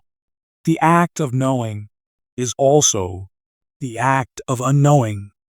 In this way, quantum physics tells a deeper truth about curiosity. It is not just about gathering facts. It is about the cost of each fact. Every measurement is a trade. Every observation, a negotiation. Not between you and the world, but between what is knowable at once. Imagine walking through a forest at night. You hold a lantern. Where the light shines, the trees are clear, but the shadows deepen elsewhere. Move the beam, and new shapes emerge, while the old ones vanish into dusk. Heisenberg's blur is the lantern's edge. It is not ignorance, it is choice. Even the most precise experiments, those with lasers, with atomic clocks, with beams split and recombined, must obey. They reach into the heart of the atom, but they do not undo this law. Instead, they work within it, like dancers moving in rhythm with a floor they cannot change. You might ask, why is this true? Why does reality refuse to be fully pinned? Some say it is the wave nature of matter, that particles are not points, but waves spread across possibility. Try to confine a wave to a tight space, and its momentum must swell, uncertain and wide. Others say it is a fundamental limit, not about particles, but about knowledge itself, that reality does not permit perfect clarity, because such perfection would tear the quantum seams. And so, in this dance, you learn to let go, to accept that there are things you may never know together. That precision lies in delicate balance, and that the quantum world breathes in blur. There is, perhaps, a softness in this. You are not meant to trap the world under glass. You are meant to listen to its gentle limits, to press gently and read what it offers.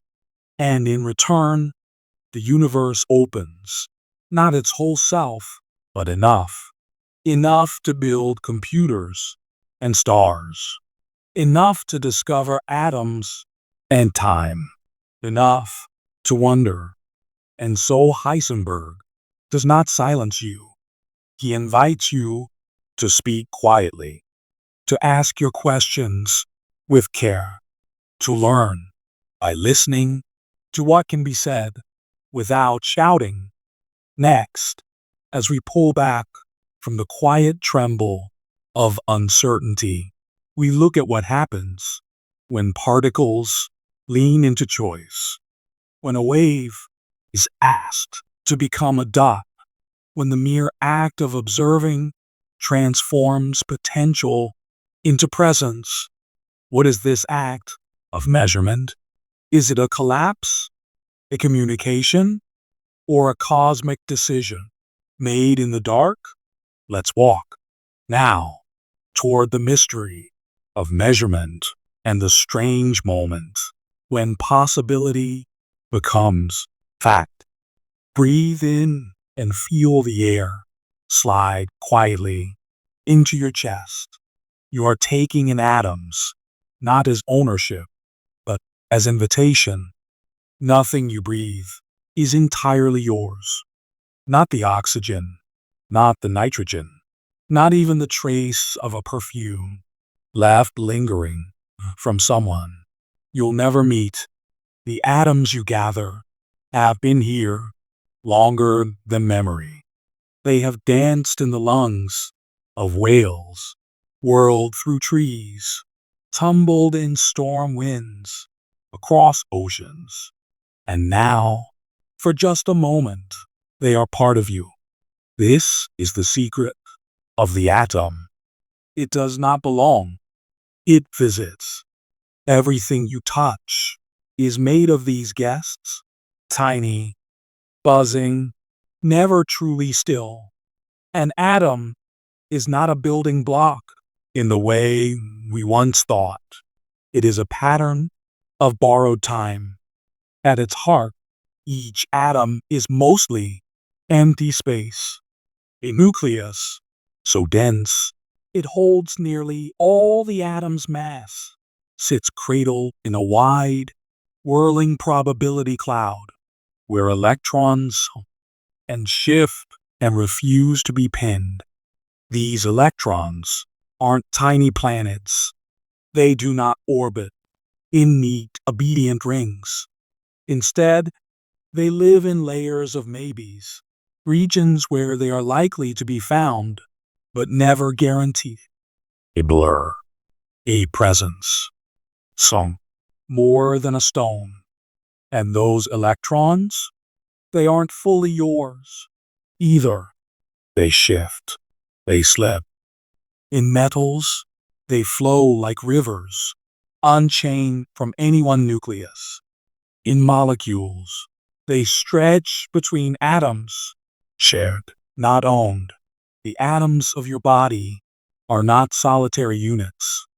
They are communities built from bonds and balanced opposites. Imagine two atoms drawn close. They begin to notice each other. Their electrons, once loyal to one center, now spread between them. Shared cloud forms a connection, not physical, but mathematical, emotional, almost. This is a chemical bond, not a snap, but a merging of possibilities. Atoms do not lock together. They agree to hold hands.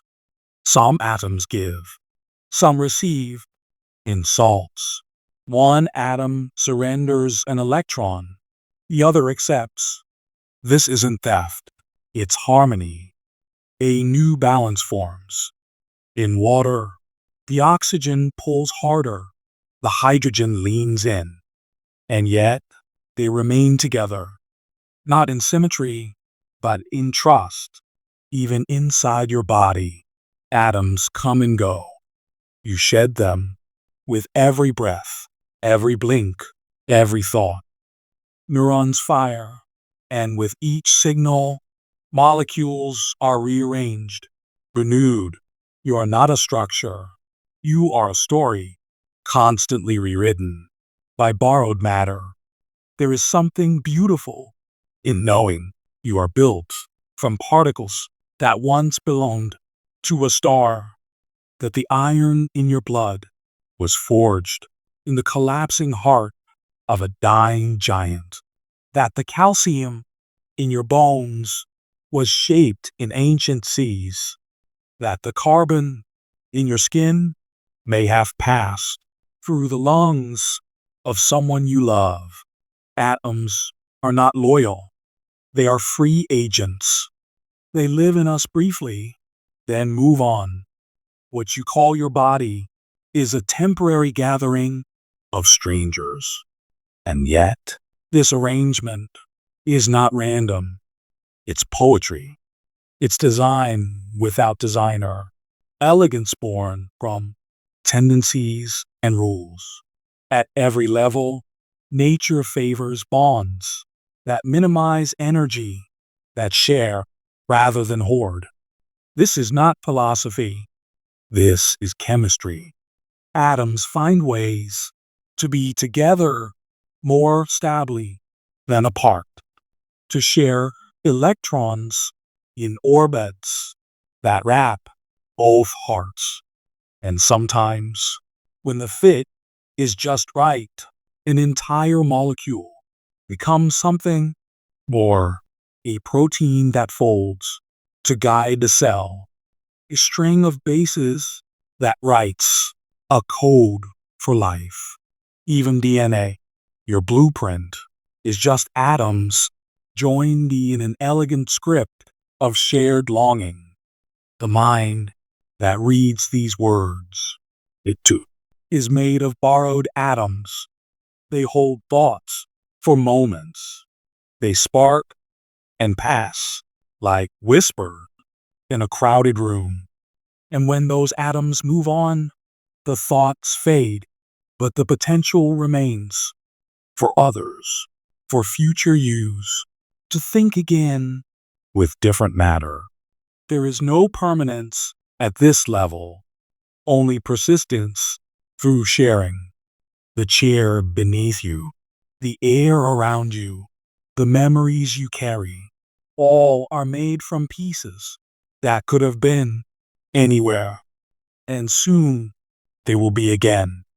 And still, somehow, form emerges. The same atoms that build a stone can build a face. The difference is in arrangement, in how the electrons are shared, in how the nuclei hold space. The difference is music, not instrument. Even light can become matter if given the right collision, and matter can vanish into light. Einstein showed us mass is energy. Atoms are not solid. They are potential, frozen into shape, held until released. And when they are released, in fire, in fusion, in decay, they do not vanish. They transform. Each atom is part of a cycle so vast we can barely trace its arcs. Yet every living thing is stitched together by these paths.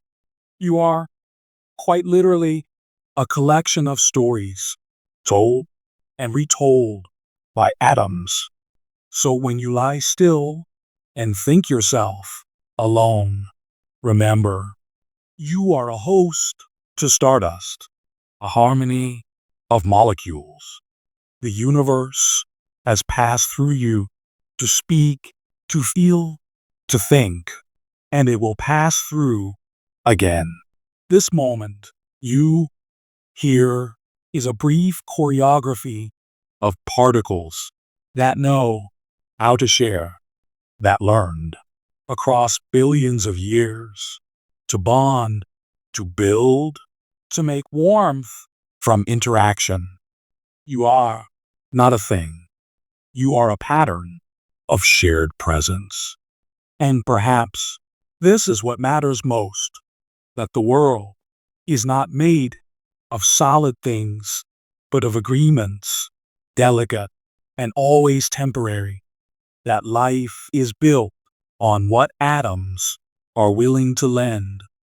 Next, as we step through this truth of borrowed matter, we will turn our gaze to the field, that strange, invisible sea beneath all particles.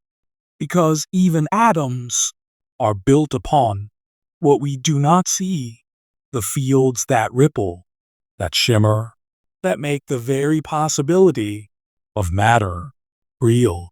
And what is a field, if not a quiet song beneath the skin of everything? Close your eyes and imagine this. Not a shape, not a thing, but a shimmer, a presence without surface, a hum without a voice. Energy. It isn't a substance. It isn't something you can hold, but it is always there, woven into every motion, every flicker, every becoming. The universe is full, not of things, but of happenings. And each happening requires energy. It is the currency of change, the quiet force that animates the still. It hums in the atom, rides the photon, twists in a storm cloud, crackles in the nerves beneath your skin. What is it? Not matter, yet carried by matter. Not visible, yet always seen through what it causes. When something moves, there it is. When something heats, or bends, or glows, there it is again. Energy is the shimmer within the form, the whisper within the stone. There are many kinds, but they are all one essence in disguise. Kinetic, potential, thermal, electrical, chemical, nuclear. These are costumes. The energy beneath is the same. When you lift a pebble, you give it energy, not by touching its atoms, but by placing it in a new relationship with gravity. That height, that position, holds potential, not yet motion, but the possibility of motion, a kind of waiting. And when you let go, that energy changes shape. The pebble falls, its potential becomes kinetic, its speed increasing as gravity pulls it downward. Nothing is added, nothing is lost, just transformed. This is the first great law. Energy cannot be created or destroyed. It only moves from one form to another. This truth holds steady from the stars above to the warmth in your fingertips. The energy that drives your heartbeat once lived in sunlight, trapped in leaves, then fruit, then your breath. You are a chain of transformations. Even at rest, you shimmer. Your body contains chemical energy, locked in bonds between atoms. These bonds are like tiny springs, coiled just enough to hold tension. When they break or rearrange, energy is released to move muscles, to spark thought, to keep you warm. The food you eat is not fuel in itself, but stored sunlight carried across time like carbon and water. At the level of the very small, even particles that seem to sit still are not truly still. They vibrate, they jostle, they shimmer with quantum energy. Even in perfect darkness, at absolute zero, a place colder than any winter, there is still a flicker, a quantum jitter that cannot be erased. This is 0 point energy, the base hum of the universe that never fully fades. And when light moves, it moves as energy. A photon has no mass, no size, no quiet center. It is energy, pure and simple, traveling at the fastest possible speed. And yet, it can knock electrons free from atoms, or warm your skin, or feed a plant. This is energy at its most radiant. This is what we see when we look at the stars. Even matter itself, the atoms in your bones, are energy in another form. Einstein's great equation, E=mc2, tells us this. Mass and energy are two sides of the same mystery. Matter is energy held in place, and when released in the heart of a star or the core of an atom, it bursts forth as light, as motion, as heat. Imagine the sun. Its core is a furnace where hydrogen fuses into helium, releasing vast oceans of energy. This energy radiates outward, across space, across time, until it brushes your face on a warm day. That warmth was born in a nuclear cradle millions of years ago. And still, it reaches you. That is energy's gift. It carries stories across distance. But energy does not only live in fire or speed. It lives in stillness, too. When you hold someone's hand, you exchange a kind of warmth, not just thermal, but emotional, pulse of connection that passes through your skin and into your heart. Even that is a form of transformation.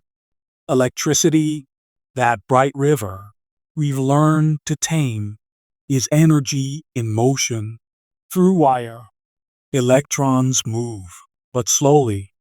The energy moves faster, a wave rippling forward. From atom to atom, the bulb lights, the screen glows, the circuit hums. Yet what truly flows is not the particle, but the pattern. Energy also lives in tension, in a stretched rubber band, in a cloud about to storm, in a heart waiting for an answer. That tension holds the promise of release, and in its letting go, something shifts. The world is always trading one form for another. The tide lifts a stone. That's potential. The stone rolls. That's kinetic. It strikes another sound. It stops. Friction warms it. Even silence has energy in hiding. Even thoughts require sparks. And so the universe continues to shimmer, not with noise, but with becoming. Every galaxy, every gust of wind, every heartbeat is part of this vast unfolding. Energy is not just in what moves, it is the reason anything can move at all. It is the gentle light behind all things. You are made of matter, but you are also made of motion, of warmth, of light absorbed and released in 1,000 small ways. The shimmer within you never stops. It simply shifts its rhythm. And in the quiet between each moment, there is always energy waiting to become something more. Now, as we leave this chapter, you may wonder if energy moves and matter forms, what lies beneath it all? What is the stage on which this cosmic dance unfolds? It is time to part the veil and look not at the dancers, but at the field beneath their feet. The next chapter waits, a sea not made of matter, but of potential itself, a quiet wave from which everything emerges. Light, gentle as a whisper, yet bold enough to carve shadows into the earth. You have seen it all your life, ribbons through trees, gold on the ocean, fireflies caught in stillness. But tonight, we pause to ask, what is light, really? Is it a particle, a tiny bead, moving in straight lines, striking things like rain on a window pane? Or is it a wave, a ripple in space, singing through the dark, like the memory of a lullaby? The truth, like much in the quantum world, is not an either slash or, is both and neither, and something entirely stranger. Let's step into the mystery. Imagine a single photon, the smallest piece of light you can possibly have. No smaller portion exists. This is indivisible brilliance. A photon has no mass. It doesn't rest. It only moves, always, at the speed of light. It is born when an electron leaps from one place to another, like a note struck on a cosmic violin. And that photon travels without slowing, without aging, until it is absorbed again. In that journey, it carries energy, color, warmth, information. It carries possibility. Now, shift your view. No longer a particle, but a wave. Imagine a ripple spreading across a still pond, except the pond is emptiness, and the ripple is electric and magnetic fields twisting into each other. That's a wave of light. It has no edges, no core. It spreads outward, filling space without touching it. Its wavelength determines its color, long and slow. And you see red, short and quick, and it becomes violet. Some waves are so wide Your eyes cannot see them, like radio. Others, so sharp, they pass through your skin, like X-rays. Yet all of it is light. So is light a particle or a wave? It depends on how you ask. If you build a wall with two narrow slits and let light pass through, you might expect it to act like tiny bullets, each choosing one slit or the other. But that's not what you see. Instead, the light creates an interference pattern, bright and dark bands, ripples where the waves have added or canceled each other. Light interferes with itself as if it went through both slits at once. Even a single photon does this. It travels not one path, but all possible paths until we ask it to choose. Yet, the moment we measure which slit it passed through, the interference vanishes. The photon chooses. It behaves like a particle again, as if it knows we are watching. This is not illusion. This is experiment. It happens again and again. Light holds its dual nature until we demand an answer. Then it becomes just one thing. But in that letting go, we miss half the story. This duality is not confusion. It is a deeper kind of truth. The universe does not sort itself into neat drawers, particles here, waves there. It lives in both, in superposition, in possibility, and light is our first lesson in living with contradiction. Photons can collide with electrons like tiny marbles in space. This is how solar panels work. Each photon kicks loose an electron, creating current. Here, light is a particle, no ambiguity. But when it bends around a corner or diffracts through a tiny opening or stacks upon itself in interference, it sings like a wave. It fills the air like music without a source. There's something more. Photons can be entangled, created in pairs. They share a bond across any distance. Tangle one, and the other responds. No message, no cable, just quiet coordination through the fabric of space. Even light can be woven.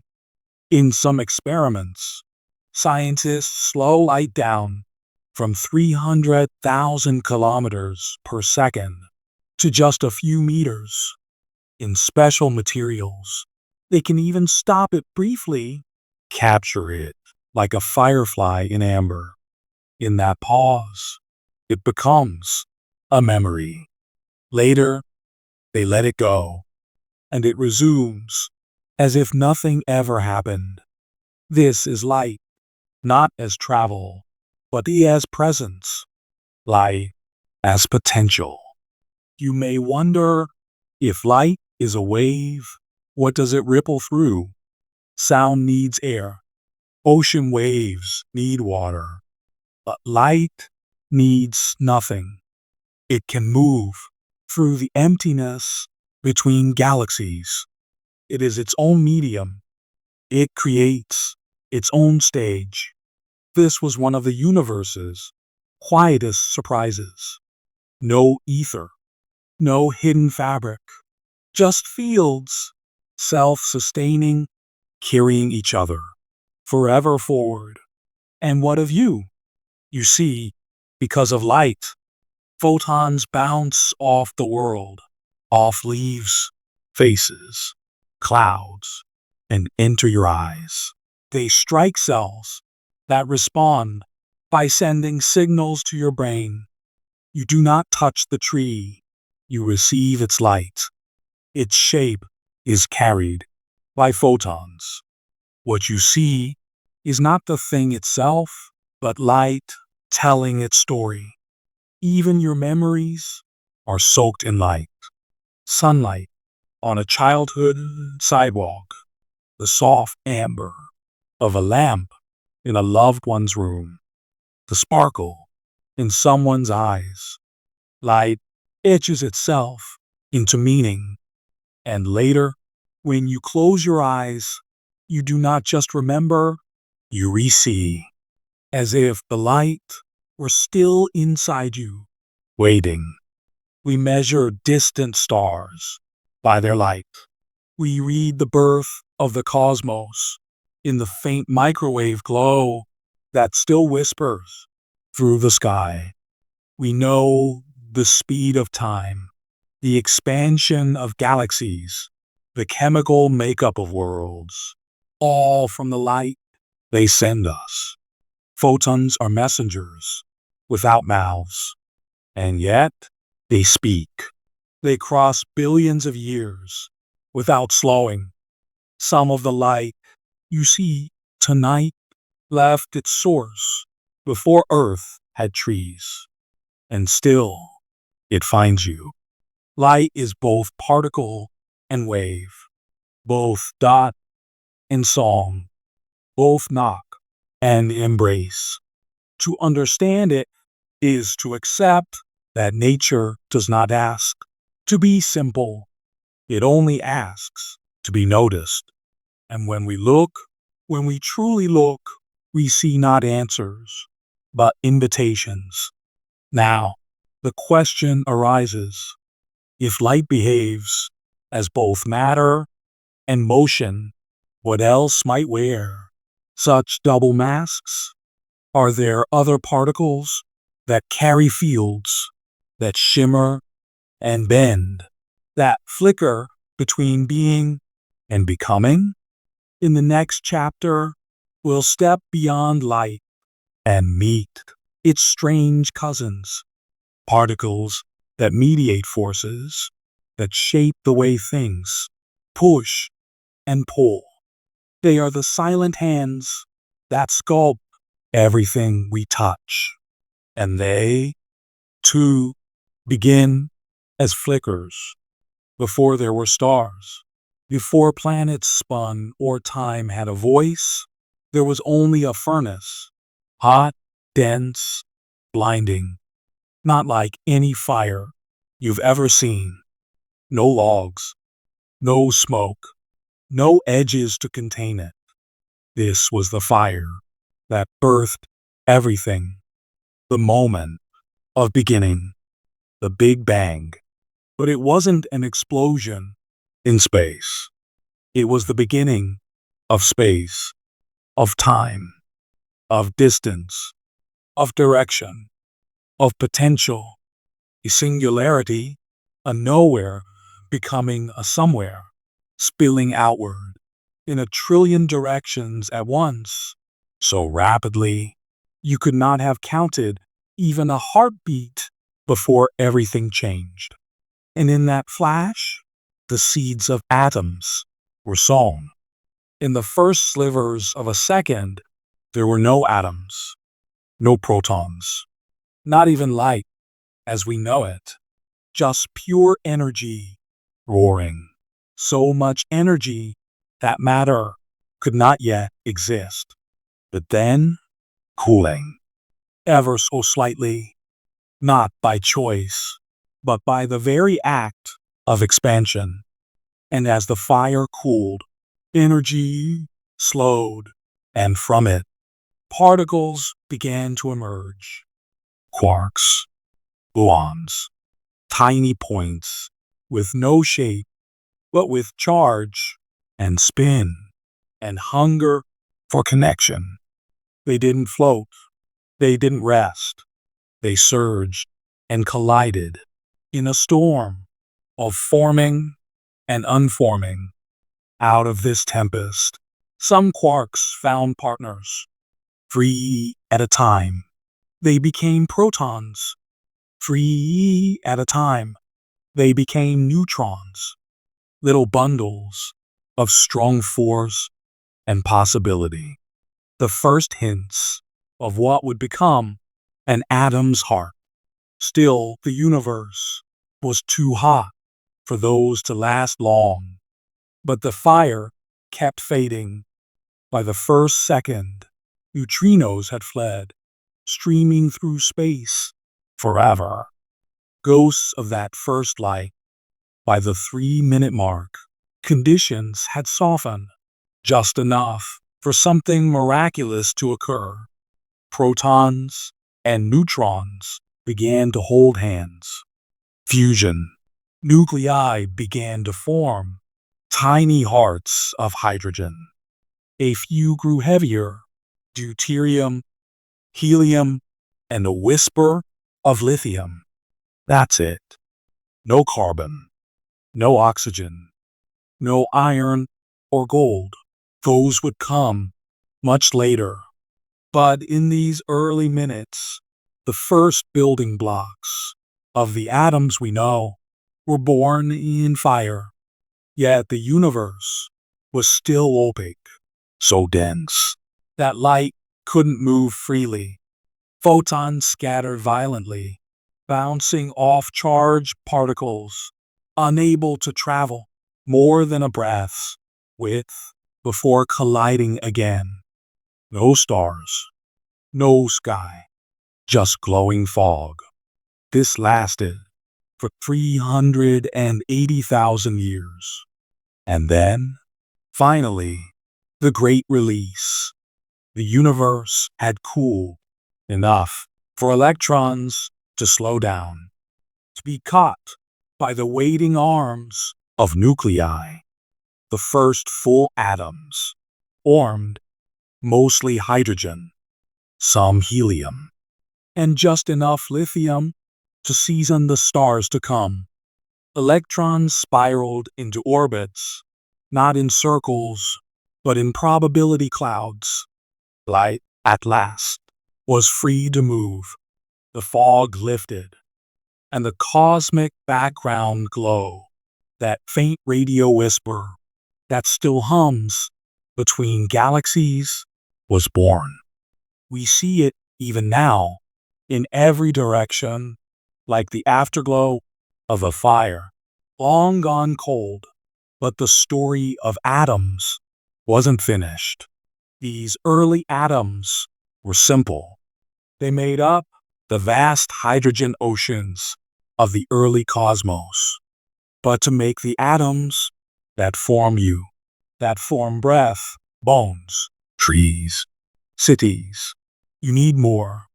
You need fusion. You need stars. And so gravity began its slow work. Hydrogen gathered, drawn by its own mass, forming clouds so massive they collapsed into themselves.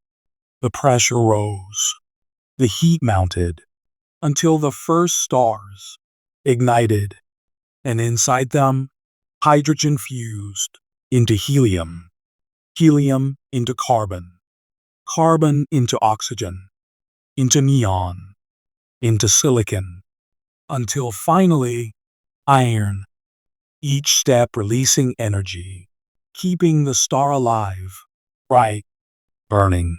These were not peaceful places. They were roaring furnaces, 1,000,000,000 times brighter than our sun. And still, atoms grew. But iron was the end. Fusing iron does not release energy. It consumes it. So once a star's core fills with iron, it is doomed. The pressure collapses inward.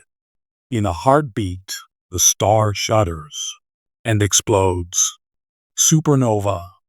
And in that cataclysm, temperatures spike to unimaginable heights. Particles slam together with incredible violence. And from that chaos, the heaviest atoms are born. Gold, uranium, copper, nickel, all born in that final breath of dying stars, thrown outward, carried across space on waves of stardust. These atoms wandered for eons, carried in clouds that cooled, that gathered, that circled young suns. And around one such star, our sun, they began again. The earth formed from those atoms. Your body formed from those atoms. The iron in your blood, forged in ancient stars. The calcium in your bones, baked in stellar cores. Every breath you take was once a hydrogen atom that danced in the Big Bang's first fire. You are not made of earth. You are made of fire's memory. And still, atoms move.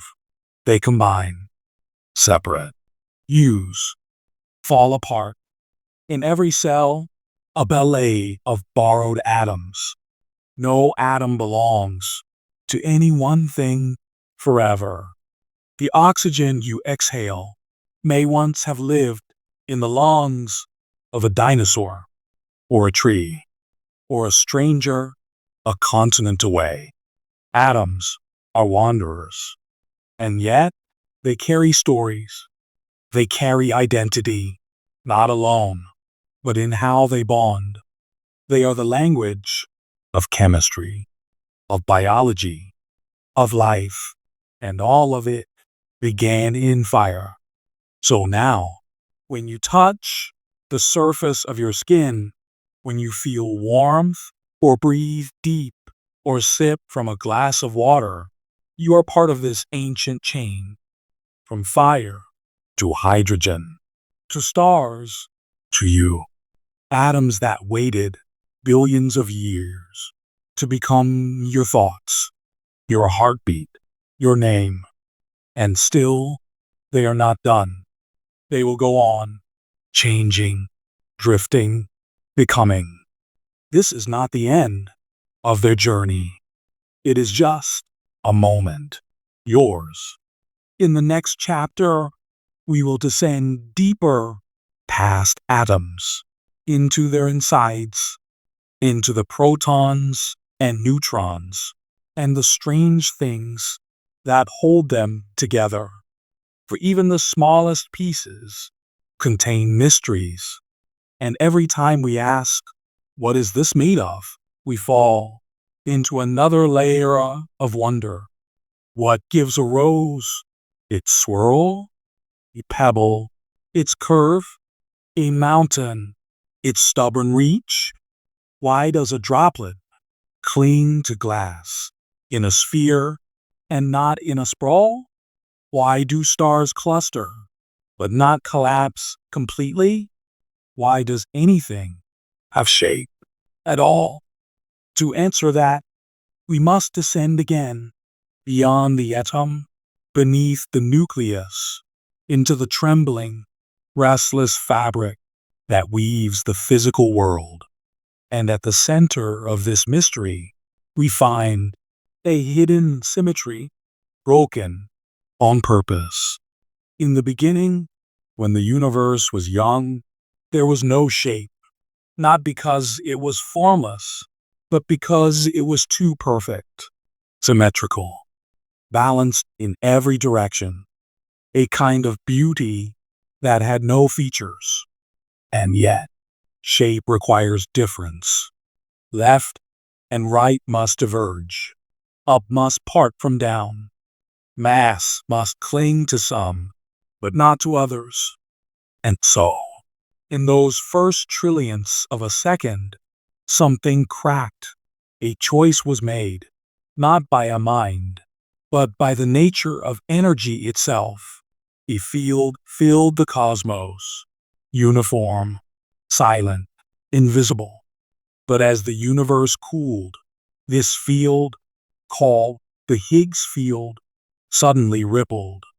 Its symmetry broke, and in doing so, it gave mass to what had been massless.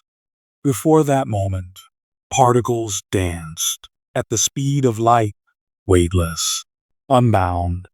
But after, some began to slow, caught in the field's gentle drag, like a figure skating across ice, then stepping into snow. Some particles were pulled, resisted, given mass. The ones that barely touch the field remain swift like photons, forever weightless. But others, like electrons, like quarks, became heavy, anchored to the tangible world.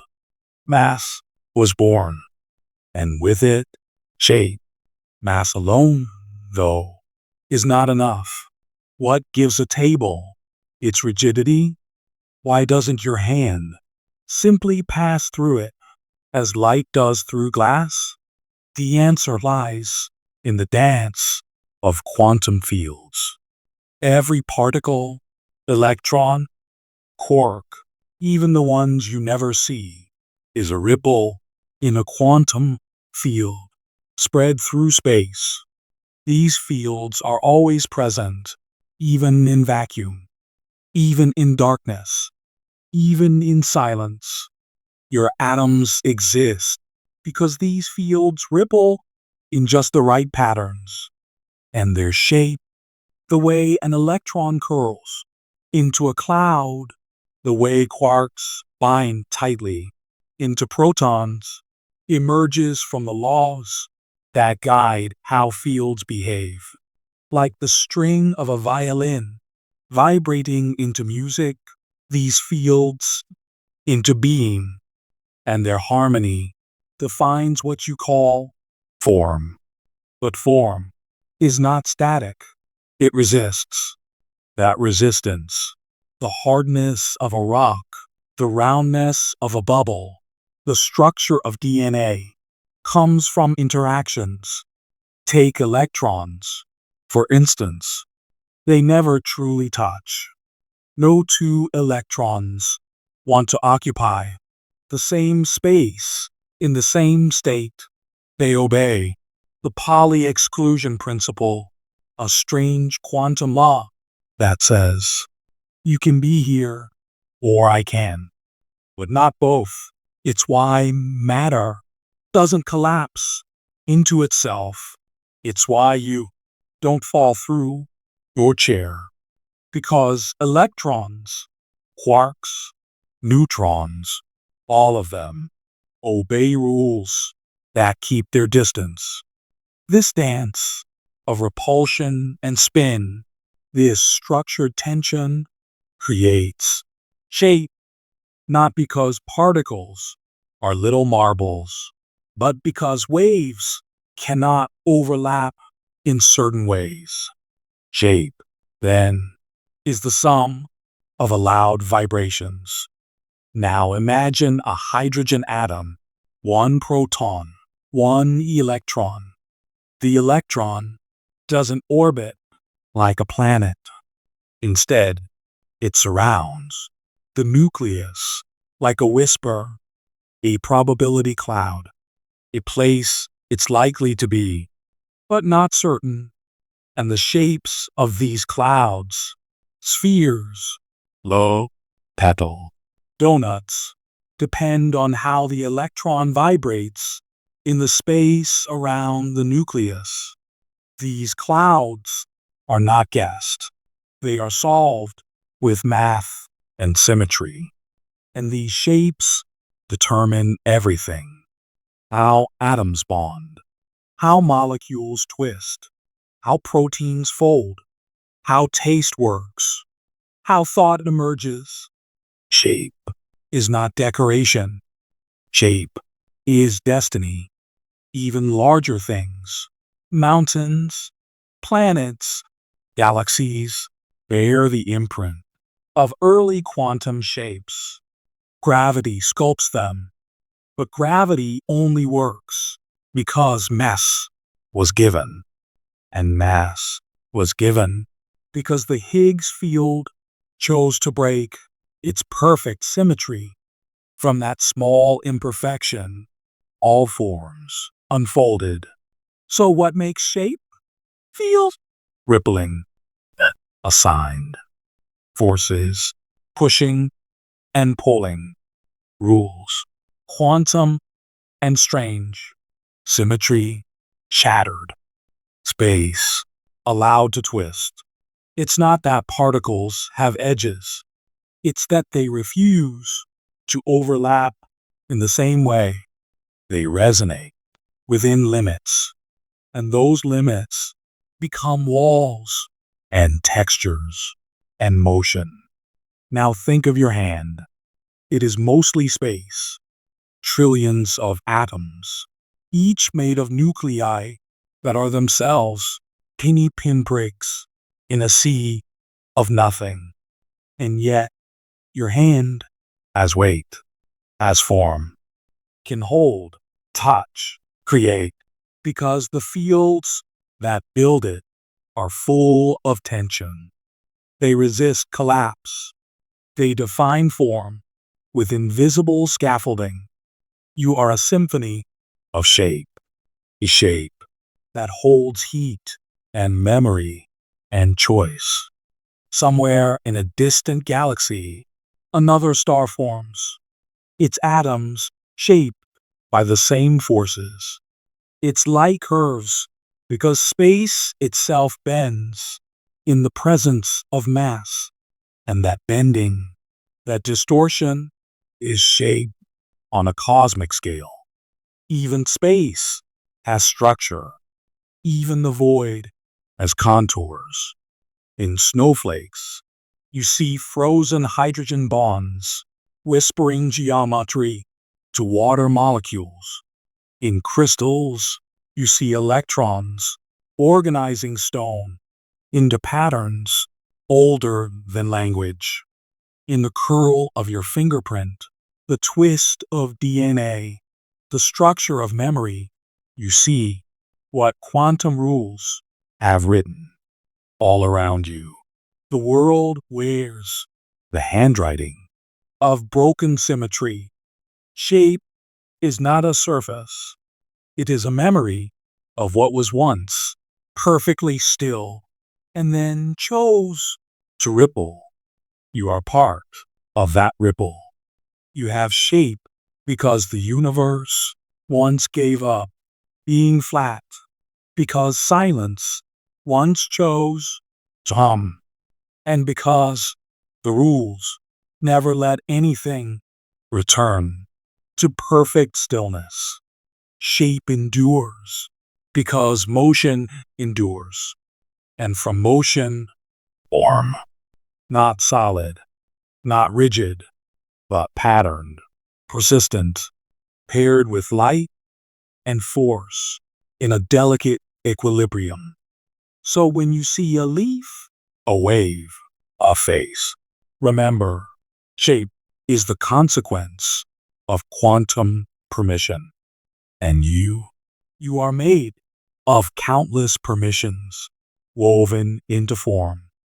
You, with your breath so soft and your thoughts turning gently like leaves in dusk light, are not separate from the stars. You are not outside the universe, gazing in. You are it, its echo, its continuation, its softest question folded into form. Not just a body, not just a mind, but a story written in particles, stitched in silence. Let us begin where all things begin, with a star, a giant burning forge, hovering in darkness, its heart a cauldron of pressure and fire. Inside it, hydrogen fused into helium, helium into carbon, carbon into oxygen, and then into iron.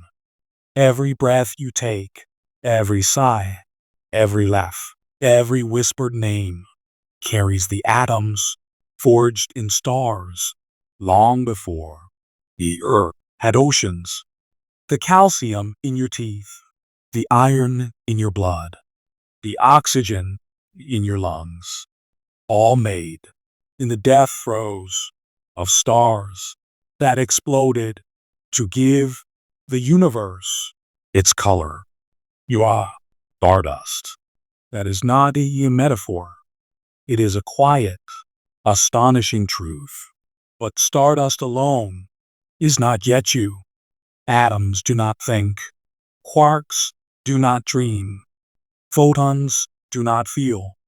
So how did silence become sensation? How did dust become a being who asks where she came from? The answer begins with structure. Atoms fell into place, drawn together by electric charges, by chemical affinity, by the cool pull of time and probability. They made chains. Chains made molecules.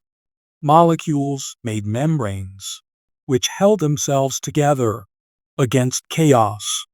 Those membranes, those first flickers of boundary and will, became cells.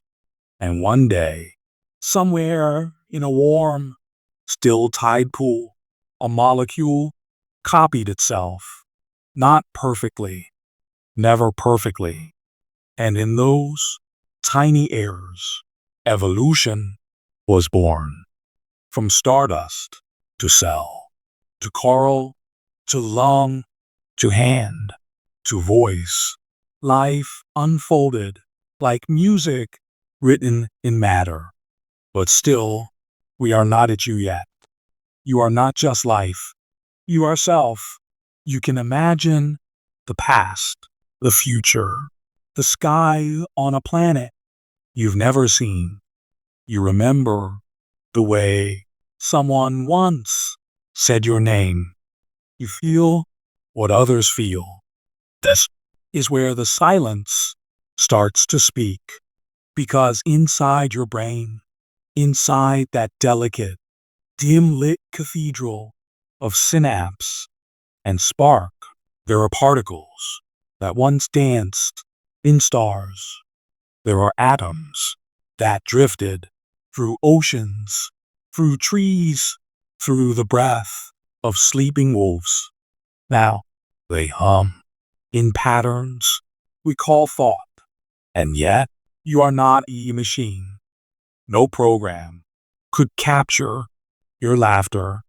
No circuit can know what it means to lose someone you love. Physics gave you form. Chemistry gave you function. But consciousness, awareness, the deep, unfolding sense of being that is not yet understood, not even by the physicists who whisper with galaxies. Some say it emerges from complexity, from loops and layers of information folding into awareness. Some say it is an illusion, a trick played by neurons who forget they are not alone. And some look deeper still. They say, perhaps consciousness is a fundamental field, like gravity, like electromagnetism, not created by the brain, but focused by it, not emerging from matter, but dancing with it. In this view, you are not a machine that thinks. You are the universe remembering itself. And so, your silence is not empty. It is full of the cosmos thinking. Each breath you take is a conversation between the earth and the stars. Each cell in your body carries the memory of ancient fires. You who cry in the dark without knowing why. You who feel small in a vastness too great to hold. You are not small. You are not alone. You are a child of gravity and fusion, of molecules and maybes, of chances stacked into dreams. And yet, you are fleeting. Your atoms will scatter again. Your voice will fall silent. Your memories will dissolve like mist at sunrise. Does that make it meaningless? No, it makes it precious. Because for one brief blink in the life of this vast, unknowable universe, there was you, it, who noticed the light on the leaves, it, who stayed up late to understand why electrons dance, you who loved and lost and tried again. And even when you return to the dust you came from, those atoms will not forget. They will rise again in roots, in clouds, in sparks, within another child who wonders why the world has shape. You're not gone. You are recycled stardust and eternal rhythm. So, tonight, when the world feels too large, too uncertain, when silence presses close and the stars blink without warmth, remember this. You are not watching the universe. You are the universe watching. You are its softest voice. You are what stardust became when it finally learned to feel. Thank you for walking with me through particles and possibility, through silence and stars, through the hidden places where physics softly hums beneath everything we touch. If this journey moved something in you, if you felt a little less alone in the vastness than the universe has whispered, well, tonight, this is the Dreamy Physicist, where science dreams in slow, starlit verses. Until next time, stay curious, stay kind, and always remember, you are made of wonder. Good night.